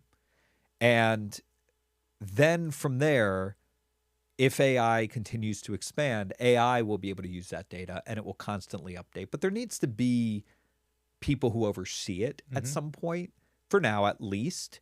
And we might be talking 10, 15, 20 years from now. It might be, also it might not hit. And the whole industry might have a new wave of some sort of technology, and that's where the direction of this industry might go. Yeah. I will say, it's interesting. One of the things that's interesting to me, like what I wouldn't call it a prediction, but I just see it as a highly inefficient piece of that. Like you were talking about people opting into whatever that looks like, any sort of tracking. And you're like, my 8-year-old doesn't care currently, and I will say, weird example, but my son recently got into skiing, and I don't know, maybe my wife shared with me a skiing video or something. I'm getting served all this ski equipment ads. And it is a disruptive experience to be served a bunch of ski stuff when I have no interest in buying ski stuff. It feels like all of a sudden, for the first time, like I feel like my time in this internet space, I feel like, it doesn't get who I am. I'm not interested in skiing. It keeps serving me skiing. Yeah. Right. And it's like, I've always wondered, like, how much of it, like, do we actually want, obviously people are like, I care about my privacy, but I'm like, do you care about it to the extent that you would be willing to consume a bunch of stuff that means nothing to you, is nothing for you? Like if I were to go just if I were to go on my feed right now and everything was like a tampon ad and jewelry and like, I don't know why I'm choosing like overly feminine things, but things that just, I'm like, I will never be in a position where I am the one purchasing these things. But like that is every third or fourth video. It would be a terrible experience. And so like there is this weird thing where we're like, we don't like ads because there's ads we don't like. Yeah. We don't want to be tracked, but like maybe we do, because I don't want to have the experience where there's a bunch of stuff that's not relevant to me. Yeah. Well, I think there's two things that you said. One is it's being served to you, even though it should be served to somebody else in your household, somebody in the vicinity. If eyeball tracking happened and your kid was sitting next to you, all of a sudden, what if those ads turned on? And you're like, all right, it knows you're here, get out of here. And then it turned off and it stopped doing that. There's always going to be something that technology can just fix and catch up on, and it's a cat and mouse game. Then there'll be something else you say, and then technology will say this is the answer. The other thing is how it actually was served to you. Because if you just get served feminine products, it didn't do its job properly, right? There was a theory I had, or a metaphor I had years ago, where how just content on the internet works, but advertising on the internet specifically. If you're on your couch and you're in your home and somebody takes an axe to your front door and just jams it in and rips it open and goes, hey, you're like, whoa, whoa, whoa, whoa, whoa, whoa. This is my safe space. And they're like, what can I do for you? And they're like, well, I want to tell you about this pizza place. All right, you should get some pizza. And you're like, no. Get out. I'm calling the police. You're in your safe space. Yeah. That's what your phone is. It's your safe space, and they interrupted it. Right. You're sitting on your couch watching TV, your safe space. In the distance, you hear some sort of marching band, maybe. Maybe there's a high school that's playing a football game, but it's getting louder and louder and louder. And it's piquing your curiosity. You take out your phone, you're like, is there a marching band getting louder? Do people hear that on your neighborhood chat? And now it feels like it's right outside your door. It feels like it's outside your home. And there's a little vibration. You're like, this thing is outside. And you open it up, and it's a freaking marching band. And you literally open your front door. You're like, what is this? They stopped in front of your house. You're like, this is incredible. They're like, Jacques, what's up? You know my name? And they're like, yeah. Let me tell you about this pizza place. Same thing. Pizza. I was hoping they would. Then they whisper pizza. In what you do, your job is to be the marching band. If you are taking an axe to somebody's front door and ripping it apart, it's invasive. And that's what happened with the feminine products and the ski material. I bet you if they served that ski material better, even though you don't want to see it, you would think of your son and go, you know, my son does love ski material. Dang. It's a better way of viewing that little piece. Wow. You're Agree, right. Disagree? No, I don't know how you know more about advertising than I do, but you do. No, just this guy, I'm like that. It was a fantastic analogy, because I think, you know, it is wooing and honoring the attention. Yeah. And, you know, I've said it I've said this years before I met you, which was, my job is to make an ad that you're going to willingly watch, even though on the other side of it is a MrBeast video. Right? Yeah. Like, I know the quality of the video you're about to watch. I need to somehow. That's a great way to look at it. That threshold. Yeah. Like, I've had to put my threshold to make commercials up against the content that you're creating. Yeah. I mean, that's literally how I think about it. When you were talking about earlier, like, oh, I don't know exactly if that's how you think. I'm like, no, that's the threshold that we're thinking, because that's the reality. Yeah. It's not like, oh, I'm making it up. Like, no, people are not there to watch your ad. They're there to watch the MrBeast video. So how could you possibly get them not only to spend 3 minutes with you, even 30 seconds with you, and potentially even open a new browser tab and go visit your website? Yeah. When they're there to do something totally different. How could, like, that marching band was great. It's not necessarily by breaking down their door with an axe, but it's like, you got to make them go, oh, I was here to do this. Now what's that? You know, like, you opened your door. You opened your door to them. Got them to open the door. I Remember, like that. You're in your safe space. You opened it up. You don't get 5 seconds. You get like 2.5. Yeah. You know, it's like, people are already ready to. You also messaged a whole group of people. Now the whole group knows about this marching band. Man, the whole now they're looking party. Out for it. People are coming out going, where are you guys going? You're going to Jacques? Well, what are you selling him? Pizza? Okay, it's one extra person because of you. The entirely relocated neighborhood that you had with your entire family is now going to a new pizza place. Yeah. Final question for you. Yeah. You could do, in my mind, you could do anything now. I mean, you have been to Egypt and produced stuff with pyramids. You have worked on television shows, everything else. As you look into your own future, what are you thinking about, prioritizing, wanting to do? I mean, it's a big loaded question, but I have to imagine I'm one of the first to get to ask you that. Yeah, I mean, I would say that it's instead of jumping into the answer, Hmm. I have to be real with myself because I never liked the answer people gave, which was the flex. Well, I've got some things in the works and you just got to wait. And I catch myself saying that too, because that's the answer I think people want to hear. The truth is that over the last couple of months, when I've been kind of now on my own here, I've really connected with Tom Brady and Kobe Bryant as a mindset and where they came from. And it's I'm not been gonna lie. You said Tom Brady. I'm like, wait, you're friends with Tom Brady? You said Kobe Bryant. I was like, oh, it's a metaphor. I have a separate. I had to mention Kobe because the funny thing is, I think I worked with somebody named Brady, and I think I texted. I think she was getting Chipotle one day. I think I texted Tom Brady my Chipotle order. I think there was one time I texted him by mistake, whatever it was. But yes, he is wonderful, and he will never see. Maybe he will see this. Send this to him. But Shout out Tom Brady. goes in threes. I just admire when he did something called Tom vs. Time on Facebook Watch years ago. It was incredible, and I've always looked to his mindset, and I just relate. And he said things like, "You don't have to be the best; you just have to be the best at what everybody else isn't doing, right?" Or something along those lines.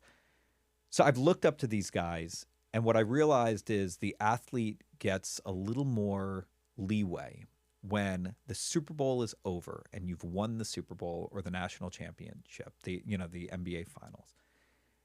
And somebody goes, "Well, what are you doing next?" And most people would say, "We're going to celebrate," which I think I found that celebration feeling. The show is coming out. It's been very nice to watch back. What do those guys do next? They are the first people in the gym, the first people working out year round, and games haven't even started yet. I feel like I'm in that phase. I don't feel like tomorrow is another Super Bowl because I just came from one. It feels that way. Even if people don't like the work that I've done, the feeling and the place in my career has been, I feel like I'm in the Super Bowl. Yeah. And now I'm in training again. I'm not even in the preseason. I'm in training. I'm having conversations like this. I'm working with brands. I'm trying to work more with departments is my new thing, is I want to find a company that allows me to just play with the department for a month, just listen to everything I do for 1 month. We could completely fail. It could be perfect, right?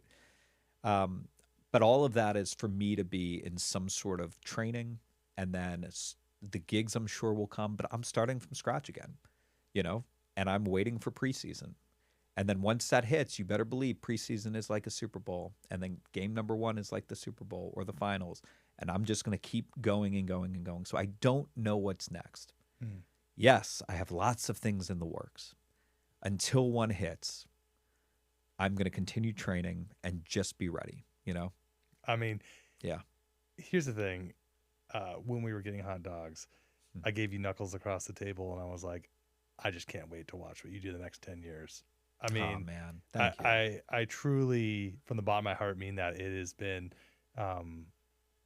it's weird.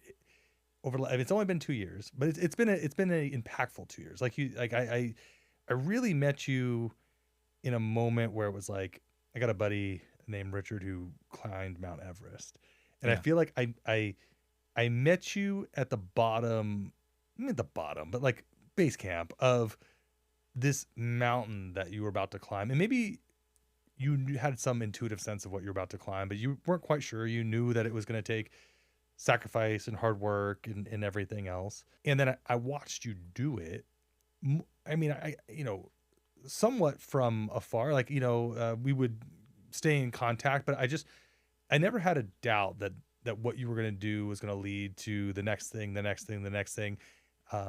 And it's always like it is a question. There's a little bit of like, well, what do you do once you like summit Everest, right? And I have a feeling the answer is you're going to attempt to do it again, and you're going to do it with potentially a new group of friends and a new group of people, right? And it'll be a different mountain, Yeah. right? But it will be something that will take all of this incredible experience that you have, and it will be something that you'll be able to make your own. And I'm like, it's weird. It's like, I don't know what that is yet, and you don't either. But I'm like, I just know that if there's anyone I would want to go up a mountain with, it would be you. Oh man. Well, honestly, man, I appreciate everything that you're saying, and throughout this 2 years, I mean, for people just who are listening to hear, like, this isn't just you and I sitting down and having a conversation. You've been there through, the mountain climb that has been the last couple of years since I've known you, and it didn't matter. Your unwavering support when I would call you every so often and be like, all right, I'm doing this now. All right, I was up here. I think I'm going to go here. And then I was here. And they were like, nope, go to this department. And I had to grind again and go to a different department. And your friendship has been incredible because your support has been great. And so I say that because now we're glazing each other. But anybody who wants to work with you, like, you are the most genuine person in the advertising industry I've had the honor of working with. And your friendship honestly means more than $5 million. So thank you. I appreciate it. Yes. That's a very specific amount of money. Yes. Well, it's the show. I see this. Can I sign this for you with that exact quote? Because I want you to see that. What a fitting way. It would be like this guy. Awesome. If I could do that for you. I will cherish that. I will put that up in my office. Yes. Oh my gosh, this guy. Do I watch you do this? Do I not? I'm like, oh my gosh. I want to put that on eBay for $5 million. All right. I don't have that money to buy it back, so I think I'm gonna get it back. Oh my gosh. Okay, Sean, one final question. Yeah. Someone spent the time to watch and listen to this. Yeah. Wow. Amazing. If you're at this point in the journey, God bless you for listening to this conversation. If they want to follow you, be part of your journey, connect with you in any way, how would they even do that? I haven't been on social media for the last couple of years. I've kind of dedicated, but I think I'm going to start posting a lot more on my Instagram. So easy way to remember it is my last name, Klitz, Klitz. You can go to klitz.com. It'll take you exactly to my... you have a website? No, it takes you to my Instagram. Oh, that's cool. Redirect your Instagram. Yeah, klitz.com, Klitz.com. And then follow me, hit me up, message me. I try to answer every single message I get. I really do. There's going to be a time I can't. But I love connecting with people genuinely, and want to connect with everybody who listened. There we go. Wow. I know I'm already following, so I can't take it. But if you're not, make sure you check out Klitz.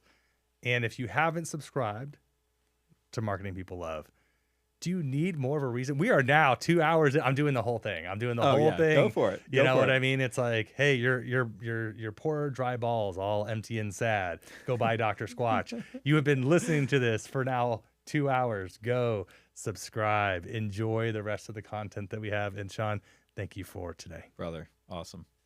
Beautiful.